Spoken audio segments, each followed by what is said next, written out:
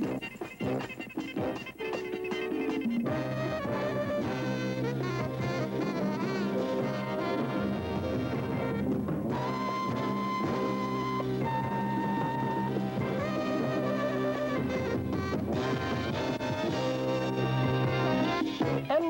Sports presents NFL 78, an inside look at professional football and a preview of today's games.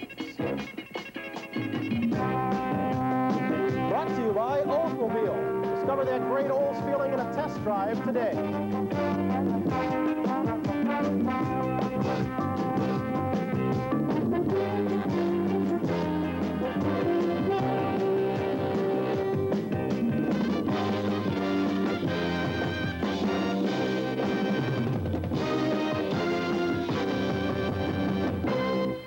Good afternoon, everyone. Welcome to NFL 78, week number 14. We're well along into it. I'm Bryant Gumbel. Mike Adamley is in our highlight center. We've still got 3 great games to come, starting at 4 o'clock Eastern time. Look at this one. Possible Super Bowl preview matches the Patriots against the Cowboys. That one coming in Texas. We've also got Pittsburgh going against Houston down in the Dome. That's a battle in the AFC Central. And also a battle on the coast between 2 teams trying to keep playoff hopes alive, the Cleveland Browns and the Seattle Seahawks. All that to come right here on NBC. But week 14, we're well along into it already. Let's check our scores and some highlights. In the nation's capital, it's time to stick a fork in the Redskins because they're just about done. The Miami Dolphins are beating them 16-0. Redskins on the verge of losing their 6th in the last 8 ball games. And Mike Adamley, we've been watching it all day long. 2 veteran teams going at it. A lot of defense being played, most of it by the Dolphins. In the last 2 weeks, the Miami Dolphins have had 59 points scored against them. Today, they've been tough. They've intercepted Theismann 3 times. But the Washington defense played tough, too, at least in the first half anyway. We're going to watch Greasy get in trouble right here. He goes to Nat Moore. Nat can't hang on after a fine play by Gerard Williams. Uriel Harris, number 82, then dropped a pass. And then one play later, when Greasy went back to packs, number 80, Coy Bacon, sacked him. Jack Pardee at that point in time was very happy, but Theismann throws for John Riggins.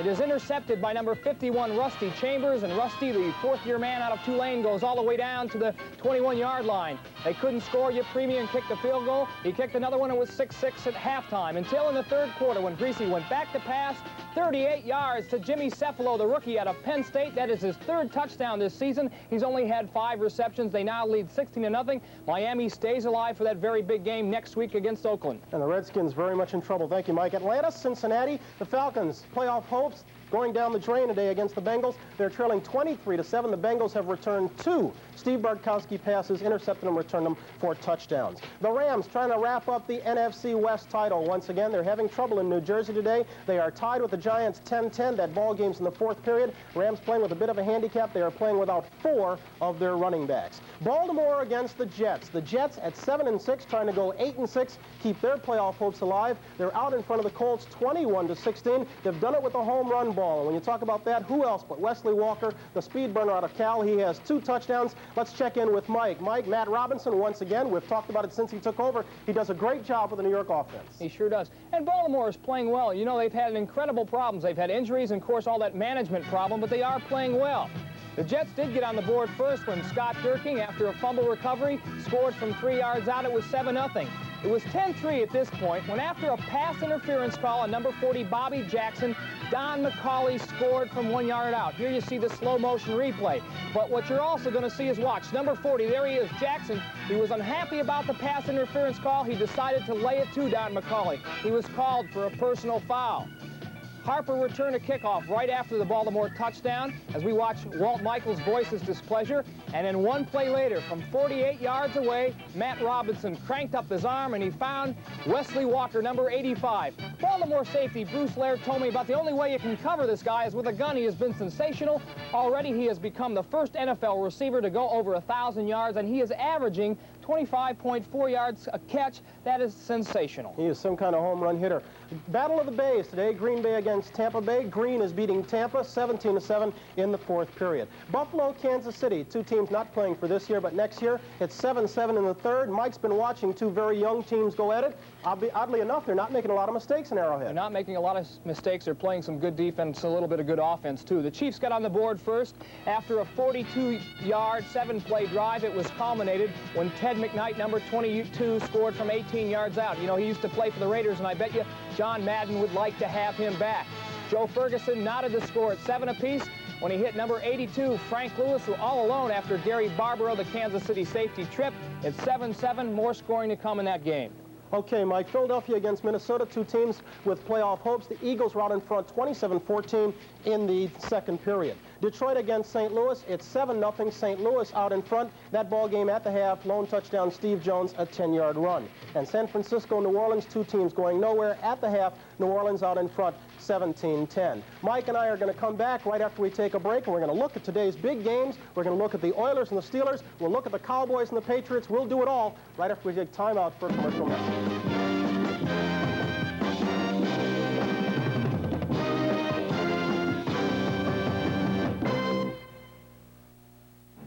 This is the famous design of Oldsmobile's Cutlass Supreme. It's one big reason why more mid-sized car buyers chose Cutlass over the last 4 years than any other car. But there's another reason. Cutlass is different cars for different people. Those who want style, value, and good gas mileage choose Cutlass Supreme. Those who like the look and feel of a grand touring car choose Cutlass Calais with bucket seats, special suspension, and full instrumentation. Those who want the nicest of luxury touches choose Cutlass Supreme Brome with richness inside you'd expect in bigger, more expensive cars. Cutlass, different cars for different people. All of them come with that solid Olds engineering and that great Cutlass feeling on the road. Millions of Cutlass owners know the feeling and love it. Why don't you take a test drive at your Oldsmobile dealer now and discover that great Cutlass feeling too? Olds Cutlass Supreme. Have one built for you. The problem? Credit verification in a hurry. Can you hurry it up, please? My plane leaves in 2 minutes. I'm doing the best I can, sir. The Bell System solution. A system that verifies credit in seconds. My plane leaves in 4 minutes. Can I make it? No problem. Now ready for departure. Line 323, now 40. That's it? That's it. There you go. Thanks. Another case that shows the system is the solution. Exactly 7 weeks from today, they will play Super Bowl 13. There's a lot of people up New England way and down by way of Texas who are willing to tell you that in that Super Bowl, it will be the Patriots against the Cowboys. Well, at this date, that remains just a possibility, but for sure today, they are going to go at it. Let's have a look at the matchups. Well, we'd like to think that this is a preview to the Super Bowl because, you know, Dallas has been there, but we haven't been there, and we would love to go there. Dallas, every time you play them, you know, there are problems. They're a super veteran ball club, and they don't make mistakes. They try to roll up a lot, you know, and so a lot of time when they roll up and they give you some holes in the center of the field, and that's the thing that we was going for. We was going for those holes in the center of the field. But we're just going to take advantage of what they give us. They give us the middle of the field, we're going to take it. They give us the outside, we're going to take that. Whatever they give us, hey, we appreciate it. Well, number one way to stop the pass rush is to be able to run the ball and stay out of passing situations, which most people haven't been able to do against Dallas this year. So we're going to try to come off the ball and run and see if we can't do something that way because we're a good running ball club. We're number one in the AFC. I feel like we've got the best offensive line in the NFL. So with their probably the best defensive line in the NFL, it's going to be a heck of a day. I don't think there's one set way to handle Roger Staubach. He's a good quarterback. The thing that he has that other quarterbacks don't is that he's mobile. It's kind of like playing against Steve Grogan because Steve runs out of the pocket quite a bit. We've seen a lot of film and a lot of guys missing. Our defensive ends, Tony McGee and Bishop, will be our main contained people, and they will try to keep him inside. And if they can keep him inside, then Mel Lunsford and I can work in the middle and try to make the play. I don't think we can go down there and say that this is the Super Bowl during the season. It's a very important game for us. It's a very important game for Dallas, but it's not, you know, I don't think you can bill it as a Super Bowl because it's still a regular season game. The Cowboys won the Super Bowl last season, and after winning their first 2 games this year, there was talk of Dallas going undefeated in '78. But the bubble burst, and after back-to-back losses to Minnesota and Miami, the Cowboys had a 6-4 record. The team is almost identical to last year's squad, but the '78 season has produced different results. Well, I think it's a different ball club entirely. Last year, we had very little injuries. We had good weather the whole year. It's just the whole situation is different. This year we've had a lot of injuries. We've had to come back against losses that we feel we shouldn't have lost, but we've showed good character in coming back. And this year we're fighting to get into the playoffs, and last year we were just in the playoffs from the beginning because we had won so many games. So I think the team is entirely different. I think that we know we have to scratch each week, and that's what we're doing, and that's why we're becoming so successful right now. Since their midseason slump, the Cowboys have won 3 games in a row, and a key to their success has been the strength of their bench. Scott Laidlaw has filled in with perfection for injured fullback Robert Newhouse, and even though defensive tackle Jethro Pugh is sidelined, the Cowboys have Larry Cole to take his place. After a lackluster start, the offense is in high gear, and Tony Dorsett and Roger Staubach should set club records today for rushing and passing in a single season. When the playoffs roll around, Dallas has a habit of being there, and this season is no exception. In fact, some people are saying that today's Dallas-New England game is a preview of the Super Bowl. But the Cowboys are the first to admit that just making the playoffs is their only goal for now. This is John Gross in Dallas for NFL 78. For the last 6 years, Pittsburgh has been king in the AFC Central, but now the Houston Oilers are bona fide contenders. They're a different team, too. Oh, Pastorini and Burrows are still connecting with touchdown passes, but now there's another offensive dimension for the Steelers to contend with. For the past 6 years, the Pittsburgh Steelers have been the intimidators in the AFC Central Division, and for good reason. Their steel curtain defense. But in the first game this year, Houston found a way to penetrate that defense. They did it with rookie running back Earl Campbell. He rushed for 89 hard-hitting yards and scored 3 touchdowns. He's a tremendous running back. I think he's the greatest running back that I've ever played against so far in my career, and I really respect him. And the only evil thought I have for him is that I have to play him twice a year in the future as long as I play. And I wish him well, but I just wish he wasn't playing for Houston. Could you compare him with any other running back you've played against since you've been a pro? Well, he could be put in the mold with Zonka, probably a little more elusive and a lot more speed. He's still he's a real big guy and runs real hard. He's hard to bring down, but you know, it's kind of hard to compare a guy like Campbell because he's kind of something that we hadn't seen before. If the Steeler defense can stop Campbell on the ground and Pastorini through the air, they may not have to worry about the pandemonium that fills the Astrodome after an Oiler touchdown. Terry Bradshaw says one way to do that is to score early and quick, and he intends to do it by hitting the man who has caught 11 touchdowns this year, Lynn Swann. First time we played Houston, we threw the ball a lot to our tight end. I think Randy caught 9 passes. So we'll see how they play him. I know they're going to double cover. I know that. But everyone has, and he still has managed to get free, and we're going to try to work the ball to him. And if things go well, we'll get it to him. If not, we'll go to Stallworth and Grossman into our backs and try to alternate a little bit and get him thinking somewhere else, then come back to Swan. Now we'll see if a team with an 11-2 record deserves to be an underdog. This is Dee Thompson for NFL 78. The Houston Oilers are currently the surprise team in the National Football League, rolling along at a 9-4 clip, and for the first time in quite a while, a serious contender for the NFL playoffs. The biggest reason for Houston's success this season has been the improvement in the offense. The defense has always been sound, but thanks to super rookie Earl Campbell, the Oilers now have a respectable ground game. Campbell leads the league in rushing, and last week broke the rookie rushing record set 4 years ago by San Diego's Don Woods. The former Heisman Trophy winner is a threat to go all the way every time he touches the football, and that has helped quarterback Dan Pastorini. As they like to say in Houston, BC, before Campbell, Pastorini was forced to rely on the long pass to Kenny Burrow, and the enemy defenses ignored the run. Now Pastorini has developed a feel for the game, and this year has arrived as a complete quarterback. It makes a big difference when you have someone like Earl Campbell in the backfield because he's definitely a threat. He's proven that he's the best running back in the league so far this year. And, you know, we have our play-action passes mixed in with the running game to him, and linebackers have to respect his running ability, which enables us to throw the ball into the zones behind the linebackers. The Oiler defense is as tough as ever. Curly Culp, Elvin Bethea, and Jim Young anchoring the 3-man front with Robert Brazil, Greg Bingham, Ted Washington, and Steve Kiner roaming from sideline to sideline making tackles. This is a good Oiler outfit, and one that with a few breaks could make it all the way to the Super Bowl. Houston has beaten Pittsburgh, Miami, and New England this season, Dallas in the preseason, so the players know they can compete right with those teams at the top. And so do the fans. The team has really captured the city of Houston, and the Bronco mania of a year ago just might be the Oiler mania this season. This is Bill Worrell for NFL 78.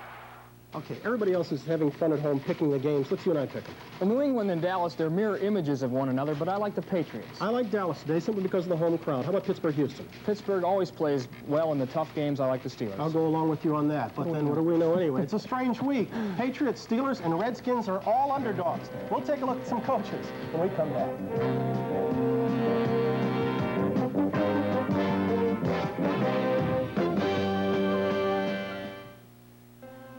Oldsmobile announces a new state-of-the-art and personal luxury car design, the all-new Toronado. Built on the Olds heritage of front-wheel drive, the new Toronado offers a choice of standard gasoline or available diesel V8 engines, plus standard features like electronic level control and independent four-wheel suspension for impressive roadability. Discover the elegant inner world of Oldsmobile's Toronado. Have one built for you. From blazing heat to paralyzing cold, season after season, the J.C. Penney battery has the power to start your car over and over, year in and year out. And it never needs water, ever. It's so dependable, it's warranted for as long as you own your car. If it ever fails to accept and hold a charge, return it with proof of purchase. We'll replace it, free. It's the last battery your car will ever need. You know, besides looking forward to the battle between the Cowboys and the Patriots, we're looking forward to a matchup between Messrs. Landry and Fairbanks. You know, in the last 3 years, both teams have won over 30 games, and the men have used different routes to get to the top, but they probably would both be successes if they chose a different field. I've had the good fortune to be a high school coach, a college coach, and a pro coach, and I think that the basic things, it's a people business. My relationship with my players, I would love to have the same relationship I had with the New York Giants defensive team as assistant coach, because we were very close as a team. I would love to have a coach-player relationship such as I have with an assistant, but I can't afford that anymore. Therefore, so my players probably feel I'm a little aloof, I'm a little distance from them, but I have a sensitivity for them that maybe they don't always know about. I try to have the discipline of myself to be able to control my emotions, and it's not always easy to do, but that's what I attempt to do. I would be comfortable in industry because I'd prepared myself for it all the years I was in professional football and was training myself to move into industry. So I think I would do well in it. I hope so. I'm organized that way. Actually, I approach football along the same line as I was trained, and that's in industrial engineering. A lot of the things that I have to do as a coach, other management people have to do in other walks of life and in business. I'm sure that's true. I have difficulty as a coach, mentally, because it is a tiring thing on the coaching staff. If we were paid by the hour, we'd be well paid as coaches because we work just around the clock. You do this week after week, and sooner or later you hit that valley. And when you hit that valley, then it's a struggle. Sometimes I'm not sure that the thrill of winning is as great as the disappointment of the loss. Maybe I've been coaching long enough now where that happens to me. Sometimes we might win an important ball game, and I say, golly, that's great, but let's get on to the next one. But when we lose one, it stays with me too long. I don't relax much during the season, I have to admit. I love what I'm doing, and I've never given serious consideration to anything else. Well, if somebody told me, I guess, tomorrow that I'm through coaching, and what would I do if I quit coaching right now? I don't know that I can really answer that question. Most people who know me well know that I'm a committed Christian, that my life is in Christ's hand, therefore I'm under God's plan, and therefore if something happens to me tomorrow, I'm sure he'll give me direction as to where I would go. I think I could move into industry very easily and work in business because I'm interested in it. However, I think that he might have another plan for me. But whatever it is, I know I'm in good hands. As part of NBC's continuing commitment to the 1980 Olympics in Moscow, we have from time to time been bringing you features on what has happened and what is happening within the Olympic movement. With that in mind, we take time out now for this Olympic moment. This Olympic moment is brought to you by the Bell System Yellow Pages, When you want to know who, what, where, when, why, let your fingers do the walking through the Bell System Yellow Pages.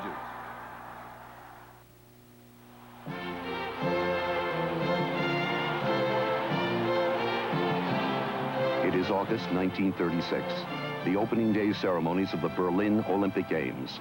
Chancellor Hitler and other Nazi dignitaries watch as more than 4,000 athletes from the nations of the world pass in review.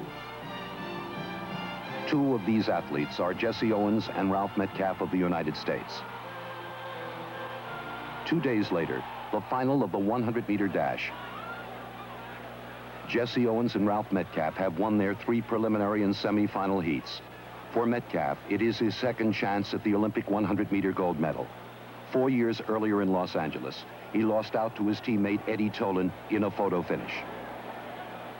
There are 4 other starters in the race: Strandberg, Sweden; Osendarp, Holland; Borschmeier, Germany; and Frank Wyckoff of the United States.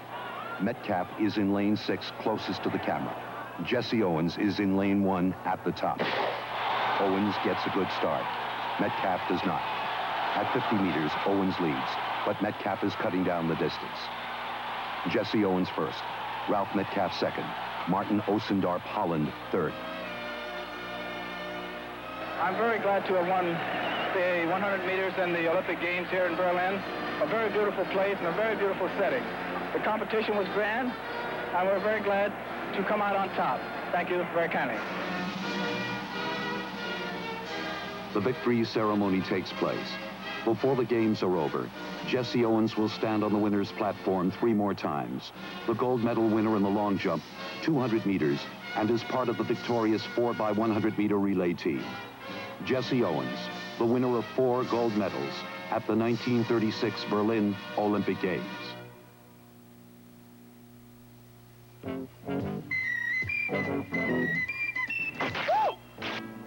Ooh, I'm sorry.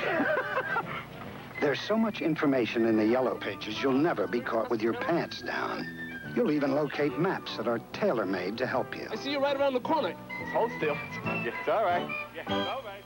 When you need to know who, what, where, when, and why, let your fingers do the walking through the Bell System yellow pages. Sometimes we overstate it, but this is truly one afternoon to stay glued to the tube. Big afternoon. We're moments away from the kickoffs of Week 14. NFL 78 goes down to the field right after a break.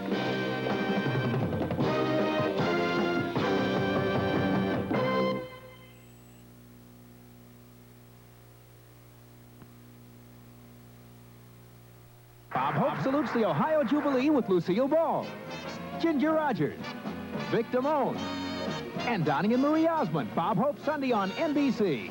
You ready now? I won't ever see my mother again. The great cattle drives begin as Centennial returns tonight on NBC.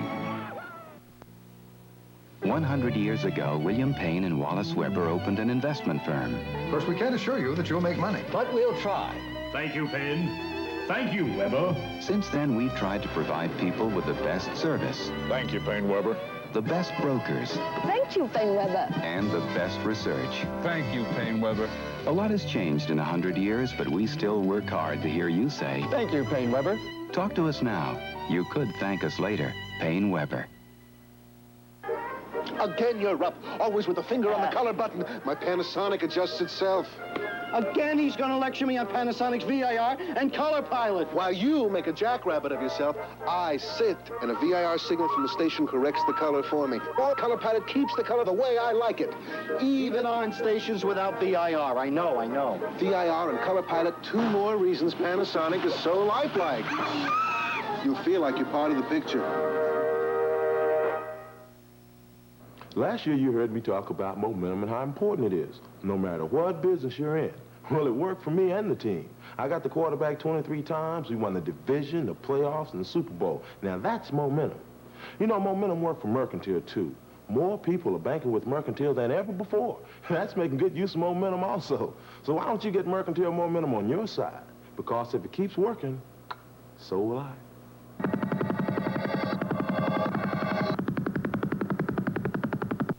KXAS TV5, Fort Worth, Dallas.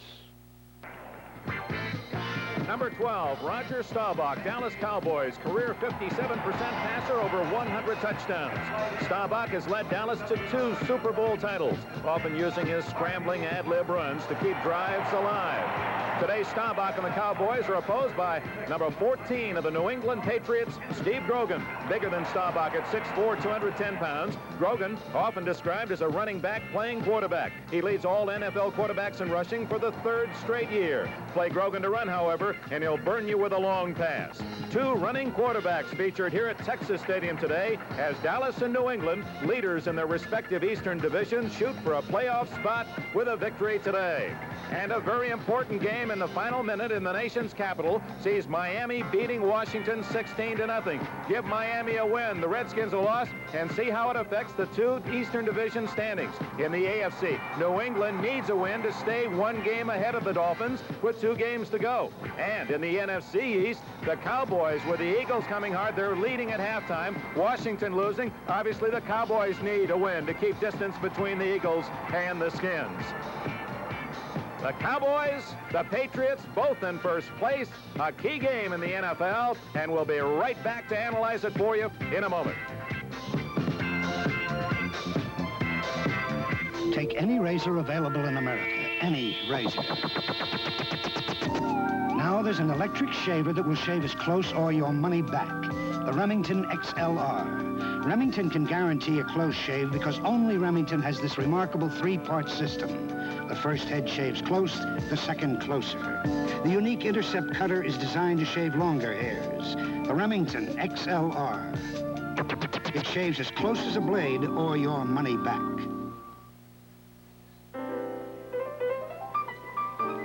Gentlemen, you just got lucky.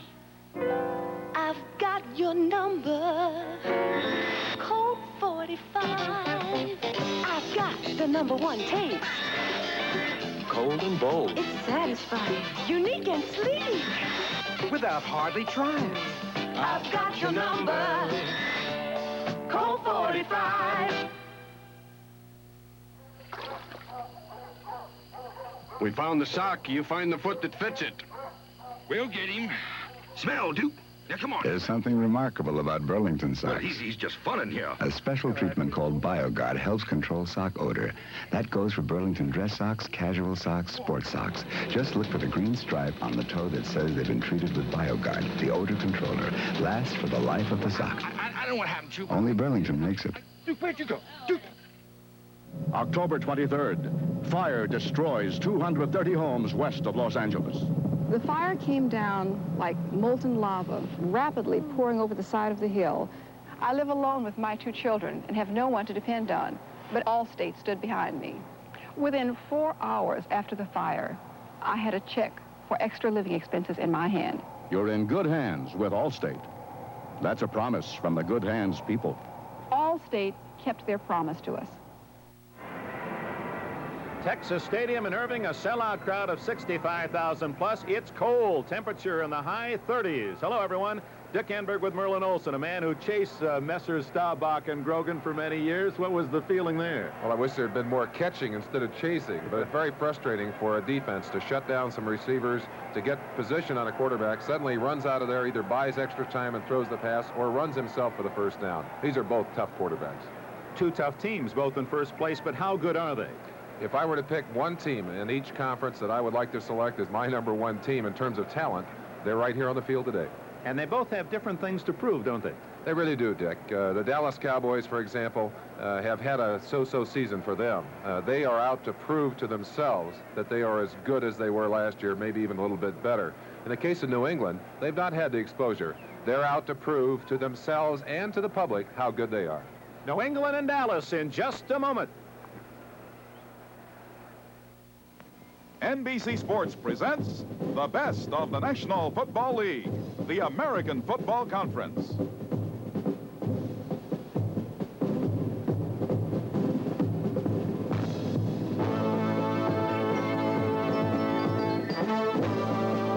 Brought to you by Dodge and your Dodge dealer, who invites you to come in and see why people are saying, hey, that's my Dodge. By Schlitz, beer makes it good. Schlitz makes it great. And by Avis, the We Try Harder car rental company.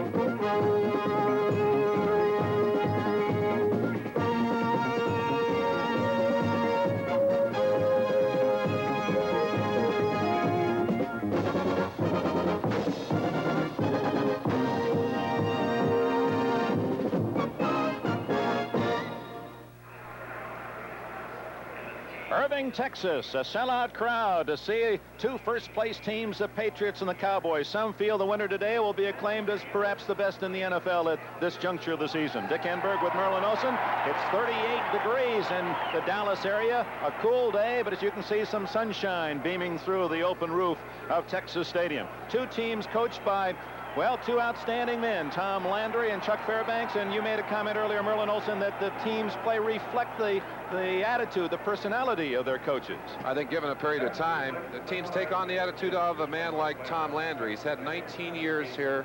This team reminds you a lot of the precision, the coolness, the intelligence of Tom Landry, and he's put together a great team in the Dallas Cowboys. Chuck Fairbanks has drafted well and in some ways regarded as a little more open style, although the statistics don't show that. Patriots run 70% of the time. Well, a very conservative coach, but a very smart coach. You get a chance to look at the strength of these two teams right there as you examine the rankings in offense and defensive statistics. Tremendous strength in their respective conferences. The Patriots and Cowboys 1 or 2 in almost every significant statistical department. 2 finals are in.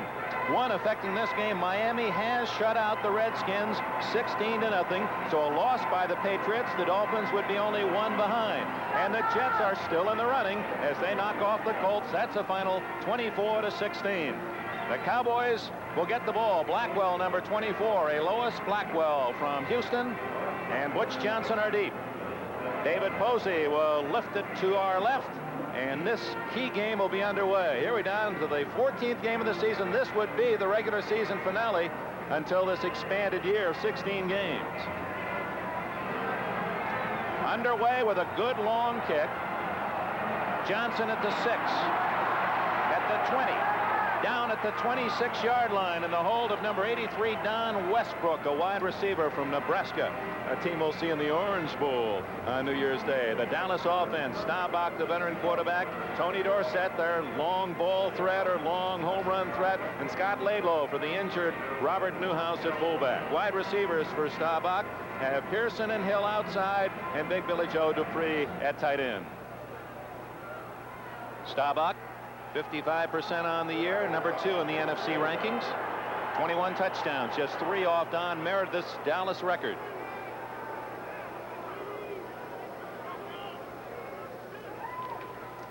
Oh, play action fake, and Staubach going to run it. 30, and he's down with his patented slide at the 34-yard line. Sugar Bear Hamilton chasing him down. Not afraid to start with a little razzle-dazzle. Let's run down the Dallas offensive line for you. 67, Pat Donovan. Herb Scott doing a good job inside at guard. John Fitzgerald at center. Tom Rafferty, one of the messenger guards. And good old Rayfield Wright back in the starting lineup for the Dallas Cowboys. 3-man lineup for the defense of the Patriots. Mel Lunsford and Tony McGee alternating at left end. And Sugar Bear Hamilton on the nose. Rich Bishop on the outside.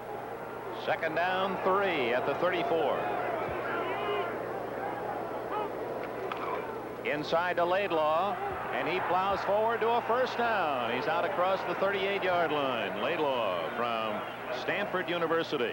Well, we talked about the running talents, the multi-dimensional abilities of these two quarterbacks, Grogan and Staubach, almost as if he was eavesdropping in our booth. He ran at the first play. Might have been listening to us. Let's look at the linebacker. Steve King in for the injured Steve Zabel. Steve Nelson may be the best linebacker around in the opinion of some. Sam Hunt, Rod Choate. We'll look at the deep backs after this play. First down for the Cowboys at their 39-yard line. Oh, Dorsett and Staubach bump into each other, and fortunately they still execute the handoff, and Dorsett gains almost 4. That's kind of embarrassing. Roger obviously crossed up in there by something, but watch Dorsett actually run right smack into Roger. Roger doing a little bullfight there, a little olay as he stepped aside. And I'm sure there's a conversation taking place in the huddle right now. Whose fault was that? Quickly, while we have a chance, let's look at the defensive backs for New England. They have some real fine ones back there. Whoops, not going to have a chance. We'll do it. There they are. Raymond Claiborne, Haynes at the corner, Doug Bedoin, and Tim Fox are the safeties. Cowboy coaches are saying Fox is the best free safety in the NFL. Well, he sure has the respect of our team as well. Dorsett on the draw, and he also attracted number 56, Rod Schode, who played his college football in this part of the country at Oklahoma. No gain. Talking to Roger Staubach before the game, Dick, he said something very interesting. He said, if we can do well on first down against the Patriots, he said, we have a tremendous advantage. He said, when you start going into second and long, third and long against them, they throw such a tremendous barrage of defenses at you and play them so well that they are really tough. And obviously, they're in a third and long here. Let's see how they handle it. Shotgun or spread, as Dallas Cowboy coach Tom Landry calls it for the first time. The shotgun and Staubach, the trigger man. Being chased by Hamilton. And he's very close and gets the first down as he falls forward to the 50. Well, we set it up right at the top, describing the running ability of the two quarterbacks. You get to see Staubach here. Cannot find the open receiver. Simply outruns Sugar Bear Hamilton, goes right at his legs, and then knows exactly how much yardage he needs for that first down. Out of the grasp of Bedoin, dives for enough to pick it up. Remarkable athlete, and as you said so well, when you were playing against Staubach, you do everything right, except you couldn't protect against that scrambling run. Sugar Bear must have felt like I did. More chasing than catching on that particular play. 8 yards on 3rd and 7. First down, Cowboys at midfield. Dorsett for a couple. Oh, we have a moment. You see the blue line marking the 50-yard line, and later you'll see red lines engaged around the yard stripe at the 20s. That's just to help the fans who are sitting in the end zone, who are looking through the field of play, to give them a perspective. They know that those are the 20s, and as you see the midfield stripe marked in blue. Tex Schramm always thinking ahead. There's the red of the 20. So if you're sitting way down in the end zone, you get a little better idea where the ball is actually located. Those yard stripes do start to run together. We've just seen Mel Lunsford come out, and Tony McGee, Mac DeSack's got in his place, put a little pressure hopefully on Staubach and the Cowboys passing game. 2nd and 8. That was the tight end Dupree in motion. Dorsett the other way, loses. Crashing through is 57, Steve Nelson. He's a 5th-year linebacker from North Dakota State and developing into one of the true defensive stars in the NFL. Coming out of the inside of this 3-4 defense, a linebacker has to have range, has to be able to read, and then just pick his way through the interference. Nelson does it beautifully there. Little necktie tackle at the end of it for a loss. Going to be 3rd and 11. That's beautiful play. He's a fine football player. I tell you, you're picking linebackers, you got to have him on your list. Nelson comes out as the Patriots go to an extra defensive back. Dick Kahn is in there on 3rd and 10. Out of the shotgun. Blitz coming. Long for Hill. No flag, and Hill doesn't like it a bit as 26 Raymond Claiborne engaged in a bit of a bump that knocked Hill off stride. You got to believe that Hill feels that he deserved a penalty on that. He and Claiborne running stride for stride. You'll see it right at the bottom of your picture right there. Looked like he actually bumped him well in advance of the arrival of the football. But apparently the official on the outside either did not see it or did not feel that it was an illegal maneuver. You see them there both going for the football. I'd say from up here, I don't blame Hill for being a little upset. I don't either. It appeared that Haynes used his free arm, the right arm, to give him a push. He knew he was beaten. The kick by Danny White. Oh. Slaps one down the right side. Number 40, Mike Haynes at the 20 and down at the 21-yard line. Well covered. Benny Barnes, a star on the defensive special teams and regarded as one of the best punt return coverage men in the league. We're going to say that about a lot of players. A lot of adjectives to be used today. We'll be right back. Here. From Berkeley to Boston, they know the best call on any down. It was open last time. Beer makes it good. You said it. There's no debate. Beer makes it good. Schlitz makes it great. 11 million times a day, America reaches for a Schlitz. Since 1849, there's no debate. When you're out of Schlitz, you're out of beer. Schlitz makes it great. For those parents who realize that $600 isn't too much to spend to expand their child's world, Radio Shack has the perfect gift. TRS-80 computer, the most significant investment a parent can make. Programs for your child's education or your business, finance, and home use. Let your children discover tomorrow's technology today. The TRS-80, the biggest name in little computers. Only at Radio Shack, a Tandy company. New England owns the football for the first time at the Patriot 22-yard line. Quarterback Steve Grogan with Andy Johnson, Sam Cunningham behind him. His wide receivers are Stanley Morgan, Harold Jackson. They both have great averages per catch. And Russ Francis, 81 at tight end, moving to the right side of the line. Grogan, inside handoff. And out for a couple yards goes Andy Johnson. Across the 25 to about the 26, 2nd and 6. There's the offensive lineman for the New England Patriots, Leon Gray, John Hanna. That's about as tough a left side as you run up against. Dr. Bill Unkaitis in the middle, Sam Adams, and a very tall Shelby Jordan on the outside. He needs to be tall today at 6'7" because he's trying to block 6'9" Ed Jones. First time he said he'd ever played against anybody taller than he was. That's going to be an interesting match. 2nd and 6 for Grogan and the Patriots. Inside to Johnson, a big hole. 40, 50. 45, 40, and finally Cliff Harris gets him out of bounds at the 37-yard line of the Dallas Cowboys on a misdirection. Johnson, a long gainer. If you wonder why there was a big hole on the inside, let's go down and look at number 73, John Hanna, one of the toughest guards in all of football. Randy White shielded out number 54. Watch this trap block right there. Hanna just neutralizing Ed Jones. Pops Johnson through, and Johnson does a great job. A second look at it from another angle. You see how he neutralized the hole right there, got big too tall Jones to hold on the outside, and Johnson down for a very substantial gain. Beautiful play, puts him in great field position. First down at the Dallas 37. Grogan, inside it goes again to Johnson. He's the workhorse, and he gets a couple to the 34-yard line. Cowboy greeting party led by Harvey Martin and Charlie Waters. Well, let's talk about that Cowboy greeting party. Maybe we can take a look at the defensive lineup for the Dallas Cowboys. One of the toughest defensive teams in all of football. Ed Jones, you've seen him. Larry Cole in there. Randy White, outstanding football player. Harvey Martin. Harvey, of course, playing a little bit hurt in there with a bum knee, and Charlie Horse had bothered him considerably. Henderson, Brunig, and D.D. Lewis. Good core of linebackers. 2nd down, 8 at the 34. Stanley Morgan in motion. Grogan to Johnson again. Can't turn the corner.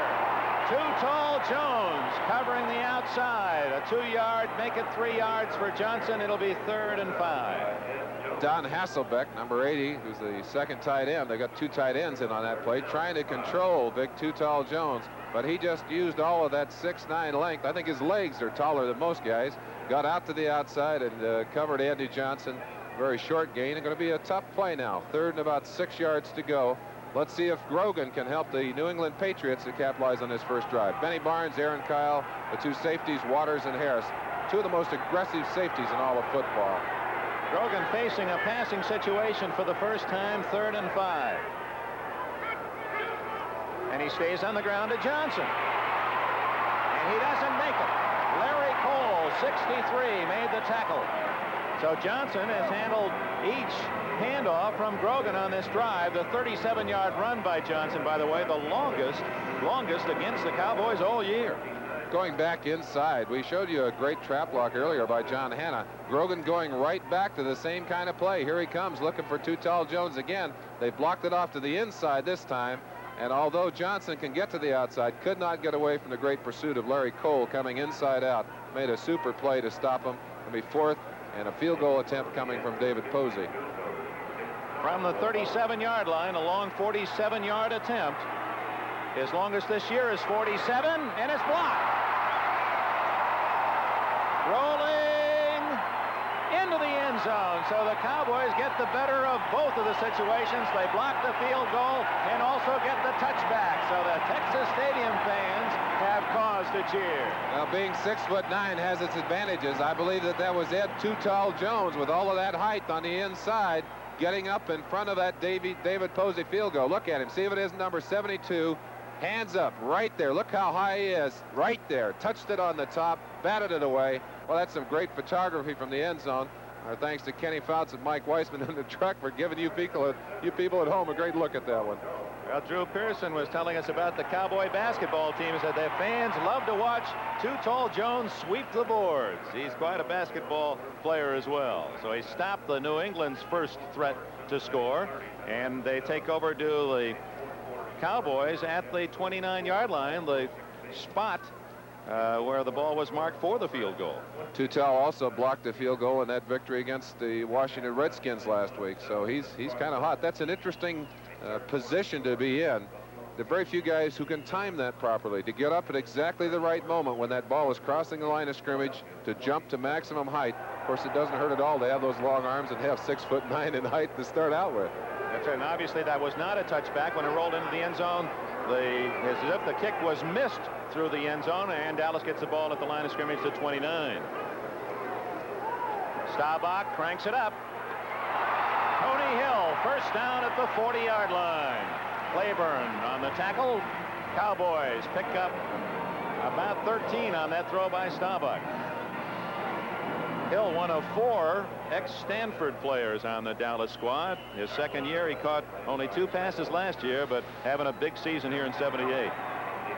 And Larry Cole, along with Too Tall Jones on the side. Ernie Stotner, their coach, giving them a little lecture there. Obviously pleased with the fact that they turned the Patriots away without any points on that drive. Double wing for Staubach. Toss to Laidlaw. 45, 50, and another first down. Dallas inside New England territory at the 48. Tim Fox made the tackle. Fox, one of the most aggressive safeties around. We've got 3 of the best safeties in football here today. I'll give you another angle of look at that. This is from the end zone. You'll see the hole open up to the outside.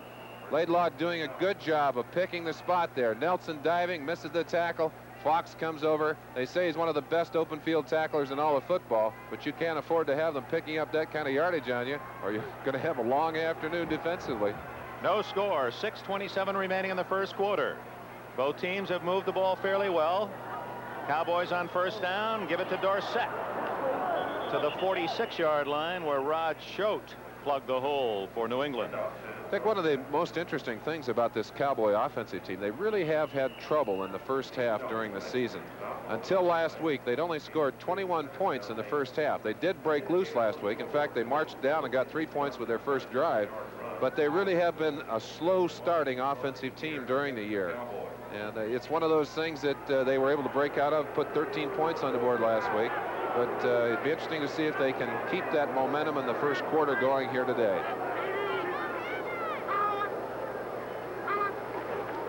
Staubach off play action to Dorsett. Nice catch, and then a drop by Hill at the 33-yard line. Staubach doing a good job of getting the ball to his receiver. He was going down as he threw that one. Well, I think one of the interesting things about Staubach is he is not only a fine quarterback, he's a great athlete, and certainly proved it in that situation. Off balance on his way to the ground, still able to get the ball into the area where it could have been successfully completed, and perhaps more importantly, not throwing a pass that would have been interceptable at that point. And now undoubtedly we'll go into the spread or shotgun. They will get a chance to look at John Fitzgerald, the center. One of the reasons the shotgun works is he doesn't have to look at Staubach when he snaps the ball, can keep his head up. 3rd and 8. Staubach intends it for number 26, Preston Pearson, a great receiver out of the backfield. Little off target, and the Cowboys going to have to give up the ball. Cowboys like to go to those intermediate patterns. You see Roger just shaking his head there. He would like to have put that ball on target. Pearson, as you say, a specialist, usually comes into the backfield when they want to throw the football. Can run it, but usually called on to be a receiver. Mike Haynes, who was second in the NFL last year in returning punts, inside his 15. Danny White, currently 4th in the NFC in punting with a 41+ average. That's a quarterback back there. Always gives you the fear of a run or a pass. Hangs a high one. Haynes going to let it go, and it kicks into the end zone. So the Patriots will play it from the 20-yard line. Timeout. 5:27 left in a scoreless first quarter.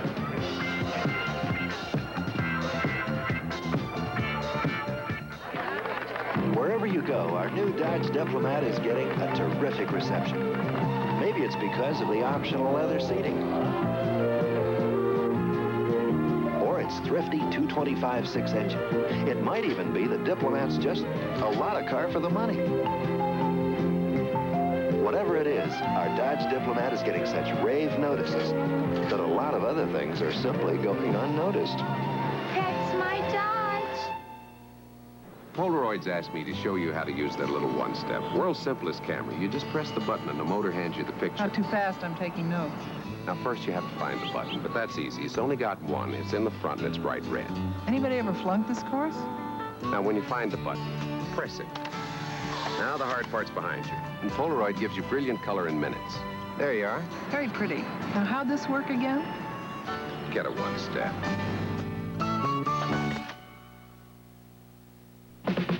Bowling's top men and women pros go head-to-head in the prestigious $100,000 AMF Grand Prix of Bowling. Live from Reno, Nevada, next Saturday on NBC. NBC Sports. That's next Saturday, Grand Prix of Bowling from Reno, Nevada. $100,000 purse here on NBC. Of course, we'll also have some NFL action for you next Saturday. And speaking of action, of course, another big game to the south. The Steelers and the Oilers at the Houston Astrodome, and periodically we will be checking for live reports on that big AFC Central Division contest. No score, New England ball, 20-yard line, 5:27 left in the first quarter, and Grogan to throw for the first time. It's a screen, Cunningham. Good open field running, and he stepped out of bounds back at the 25-yard line. Cunningham out of bounds at the 25. Henderson eventually made the tackle. Let's check other scores. Miami shuts out Washington 16-0 to put pressure on New England, help Dallas at least in the Skins trying to catch the Cowboys. Another final. Oh, Atlanta with a chance at a wild card spot, bombed by the Cincinnati Bengals. Cincinnati's second win of the year. The Rams beat the Giants 20-17, all but assuring themselves a playoff spot and perhaps home field advantage throughout the playoffs. The Jets still alive with their win over Baltimore 24-16. We have more for you after this play. Second down, 5. Play action by Grogan. Look at the time. Intercepted by Charlie Waters at the 35, the 30. Waters to the 27-yard line with his 32nd career interception.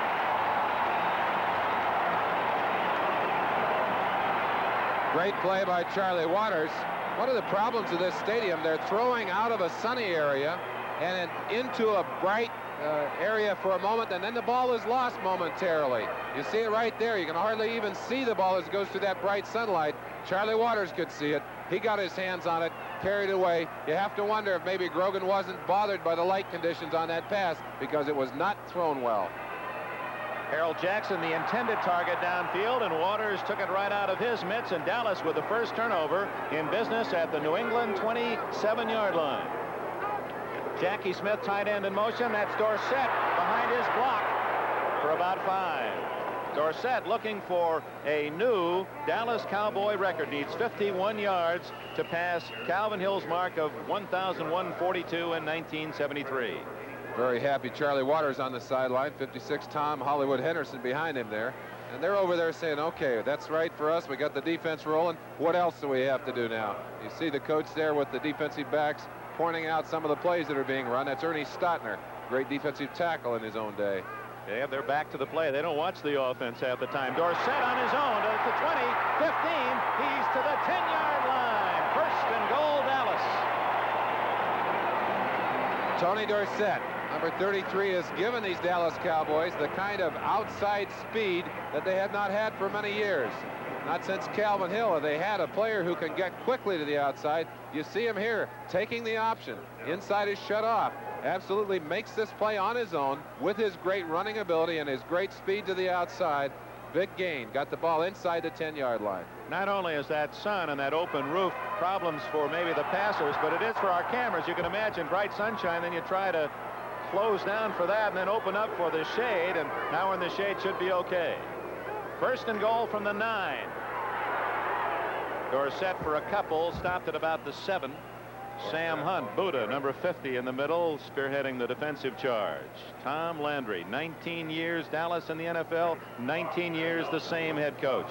Final, Green Bay beats Tampa Bay 17-7. Last report, Philadelphia was beating Minnesota. Buffalo trailing at Kansas City by 4 in the fourth quarter. And there's that 27-21 score. The Eagles, if they should win and Dallas loses, they're tied with the Cowboys for first in the East. What a year it's been. Laidlaw hoping that the Patriots would be keying on Dorsett. Staubach just ducked it off to Scott Laidlaw to the 4-yard line where it's 3rd and goal. Excellent play on the inside. Number 48, Tim Fox, was a player that got up off the ground off the bottom of that pile. Staubach, of course, waiting for Tom Rafferty, number 64, to bring in the play.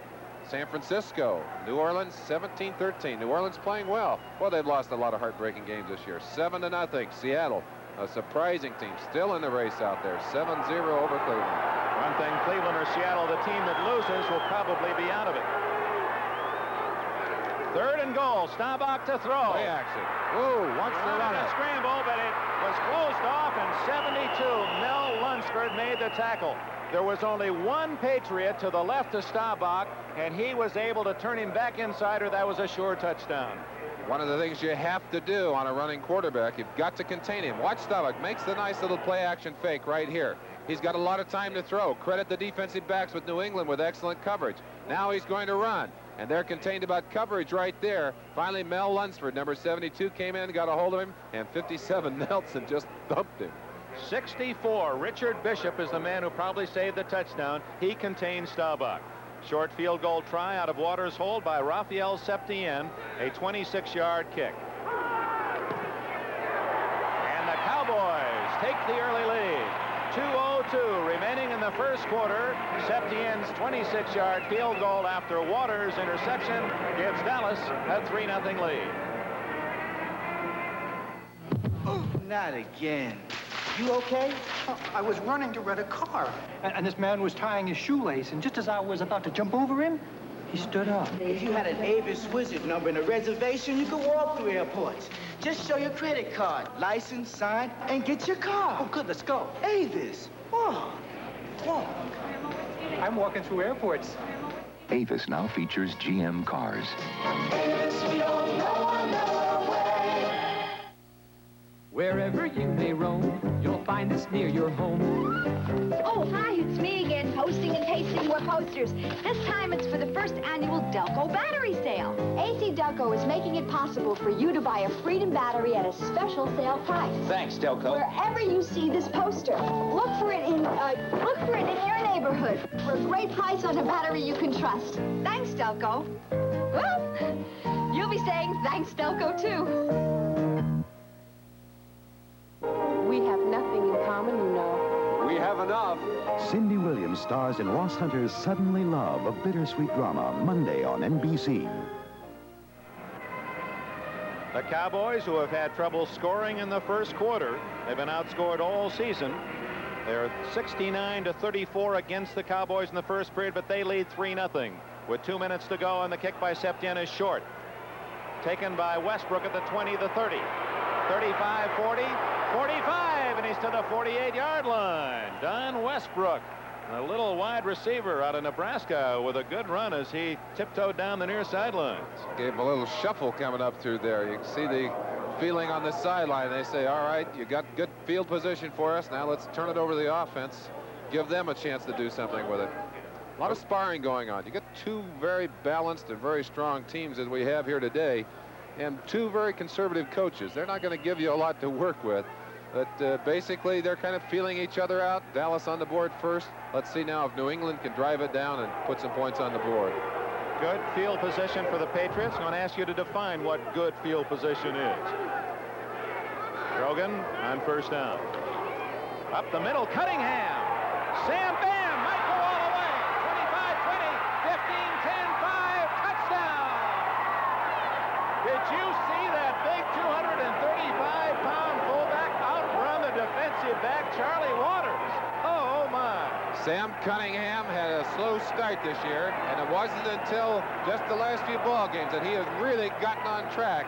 While he was not only on track, watch the block by John Hanna on Randy White. Turns him out to the outside, makes room for on the inside, and I'll tell you, Sam Cunningham is on his own here. Charlie Waters, no match in speed for the 235-pounder, and he was not going to be denied that touchdown. What a play. Wow. That open field run, Merlin, a la his Rose Bowl days with USC. He sees that goal line, and he goes into a 5-yard dive. Posey tacks on the extra point, and just like that, first play from scrimmage after the kickoff, Cunningham rumbles 52, and the Patriots are in front 7-3. Hey, come here. Take a look at this. See? Wow. The new McCulloch chainsaws. This is the new Power Mac 320. Look at these teeth. They can sharpen themselves with a press of this button. Wow. And see this? Is that a tail? No, it's a handle mounted to soak up vibration. What's this? McCulloch's chain brake handguard for safety. That's smart. No other saw at any price has all those features. Yeah, but it doesn't have much personality. And you do? The new McCulloch Power Mac 320 in the yellow pages under saws. Is your Dodge Aspen looking better all the time? Yes, it is. It's a well-engineered car from the wheel covers right on through the wood grain to the interior of the car. It's a very fine automobile with the feel of a much larger car and a more expensive car. And it's just a beautiful automobile. I'd recommend that car to anybody. That's a poor man's Cadillac. Is your Dodge Aspen like this one? Yes, pretty much so. Mm-hmm. That's your Dodge? That's my Dodge. It sure is. When I can keep it from the wife. No one had run 37 yards against the Cowboys until Andy Johnson earlier in this quarter. Now Sam Cunningham has gone 52 yards, and it's worth 6 points. 7-3 now, New England, as Posey kicks it off. Very high. Johnson at the 11. Butch Johnson, 25, and down at the 26-yard line. Knifing in from the side was Don Hasselbeck, the second-string tight end for Chuck Fairbanks. Roy Girella's field goal gives Pittsburgh the early lead at the Astrodome, but there are bad news emanating from the Dome. We understand Lynn Swan has been removed from the game, the brilliant Steeler wide receiver with injured ribs, and they will be X-rayed. You'd hardly know that Chuck Fairbanks' team had just put 7 points on the board. He's a pretty serious man on that sideline, but got to be happy inside to see his team answer so quickly with a touchdown. Wonder how long it takes for coaches to get that frown off their brow after they retire. I don't know. Never, probably. Might be a permanent thing. Laidlaw runs into a stone wall named Sugar Bear Hamilton. It sounds soft, but boy, he's tough to get around or through. There's the frown we were talking about. You see the wrinkles in the forehead. A lot of pressure. Tremendous amount of responsibility in the hands of that man. And I'll tell you, he's done a great job in New England, building a team that is acquiring more and more respect every year, and it appears to be on their way to the playoffs again this year. Second down and 9. Laidlaw right, Dorsett left behind Staubach. Backs are in the pattern. Almost intercepted by Raymond Claiborne, intended for Drew Pearson, number 88, and Claiborne laying off his receiver, thought he had 6 points. Come down to the field with the NBC cameras and watch this one as you'd see it if you were in the defensive secondary. Staubach trying to get the ball, the number 88, Drew Pearson. Watch the defensive play right there, coming out of nowhere. Raymond Claiborne reacting beautifully, and I think if he'd have been there just a fraction sooner, he might have been all the way down the sideline for another touchdown. Claiborne, of course, with that 9.46 speed, electronically timed, and Texan himself like nothing more than to please some of his family here watching him today. Out of the shotgun, 3rd and 9. Going long for Pearson. Too long. Claiborne had been beaten, but it took a perfect pass, and Staubach couldn't quite drop it down the well. Staubach said that you can occasionally beat both of these corners, but Haynes and Claiborne have such incredible speed that you have to almost throw a perfect pass to beat them anyway. You can get a couple of steps, but they can react to it and get back, as you saw Claiborne come back there and make it impossible for the ball to be caught. Boy, last week on NBC, we took a busman's holiday, not having to work last week, Merlin and myself, and I watched that Seattle-Oakland game, a dramatic win for the Seahawks, and it looks as if they still have the momentum going. 14-0 first quarter over Cleveland. Of course, Cleveland had a big victory against the Rams, too, so they're two teams that were hot from last week. Stanley Morgan, and he gets back near midfield, and the Patriots with good field position. How would you define it? Okay. A good field position, Dick. Anytime you start inside of your own 40. In other words, from your 40 on down to the opponent's goal line, you'd have to consider that good field position. The reason you want to get a start there, every yard that you add to that means you have a chance to make some more mistakes. That's a yard you have to earn before you can get into position to kick a field goal. From there, you've got about 3 first downs. You're in field goal range. You've got a chance to do something. The other thing, if you're in your own territory, backed up, you can't call some of the plays you'd like to call. You've got to be a little tight to the vest. Conversely, bad field position, you make a mistake, you're almost assured the other team 3 points or more. So good field position for the Pats. The handoff to Johnson, who gets about 3 to the 47. You saw that note earlier. Next Saturday going to be a big day here on NBC. Not only the football game, NFL 78 at 12:30. And that Saturday, you'll see Terry Bradshaw both in uniform and as a Hollywood stuntman. We'll have a punting clinic by Ray Guy, the great Oakland Raiders kicker. And the greatest of the great will feature Lance Allworth. That's on the NFL 78 next Saturday with Baltimore and Pittsburgh to follow at 1 o'clock Eastern time. The Lions and the Cardinals in the 4th quarter tie at 14. Great Bambi. Who could forget some of the leaping and diving catches of that athlete? See Staubach on the sideline. Of course, Porter going to pull it away here. We'll be right back shortly. We'll be back with the 2nd quarter of today's football game after these messages from your local station. Bob Hope salutes the Ohio Jubilee with Lucille Ball, Ginger Rogers, Vic Damone, and Donnie and Marie Osmond. Bob Hope Sunday on NBC. You ready now? I won't ever see my mother again. The great cattle drives begin as Centennial returns tonight on NBC. Till now, you haven't heard about the Curtis Mathis TV recorder. Well, we waited till we could give you a full 4-hour tape. A built-in automatic timer for taping while you're away, simpler mechanism for reliability, and our exclusive 4-year limited warranty. The Curtis Mathis TV recorder. With all we give you, it was worth waiting for. See these Curtis Mathis centers, 12 convenient locations to serve you.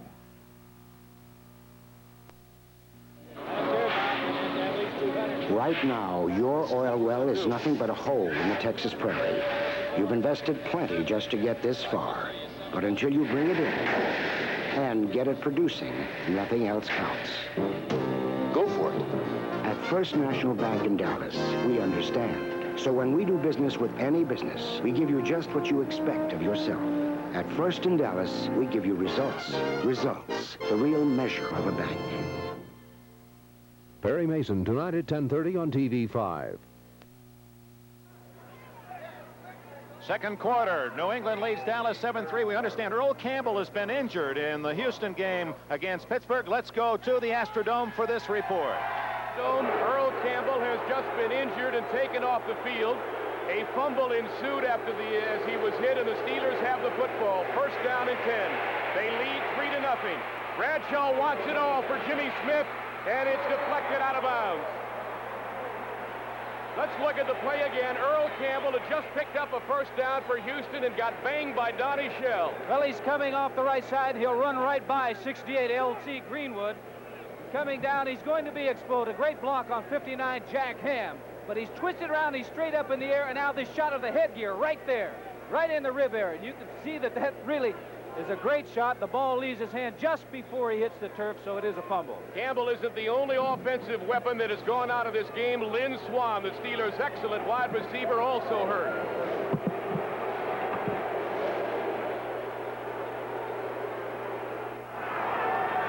All right, Sam, thank you. We'll be back to you again later. It's now 3rd down and 3. The Patriots at the Dallas 44.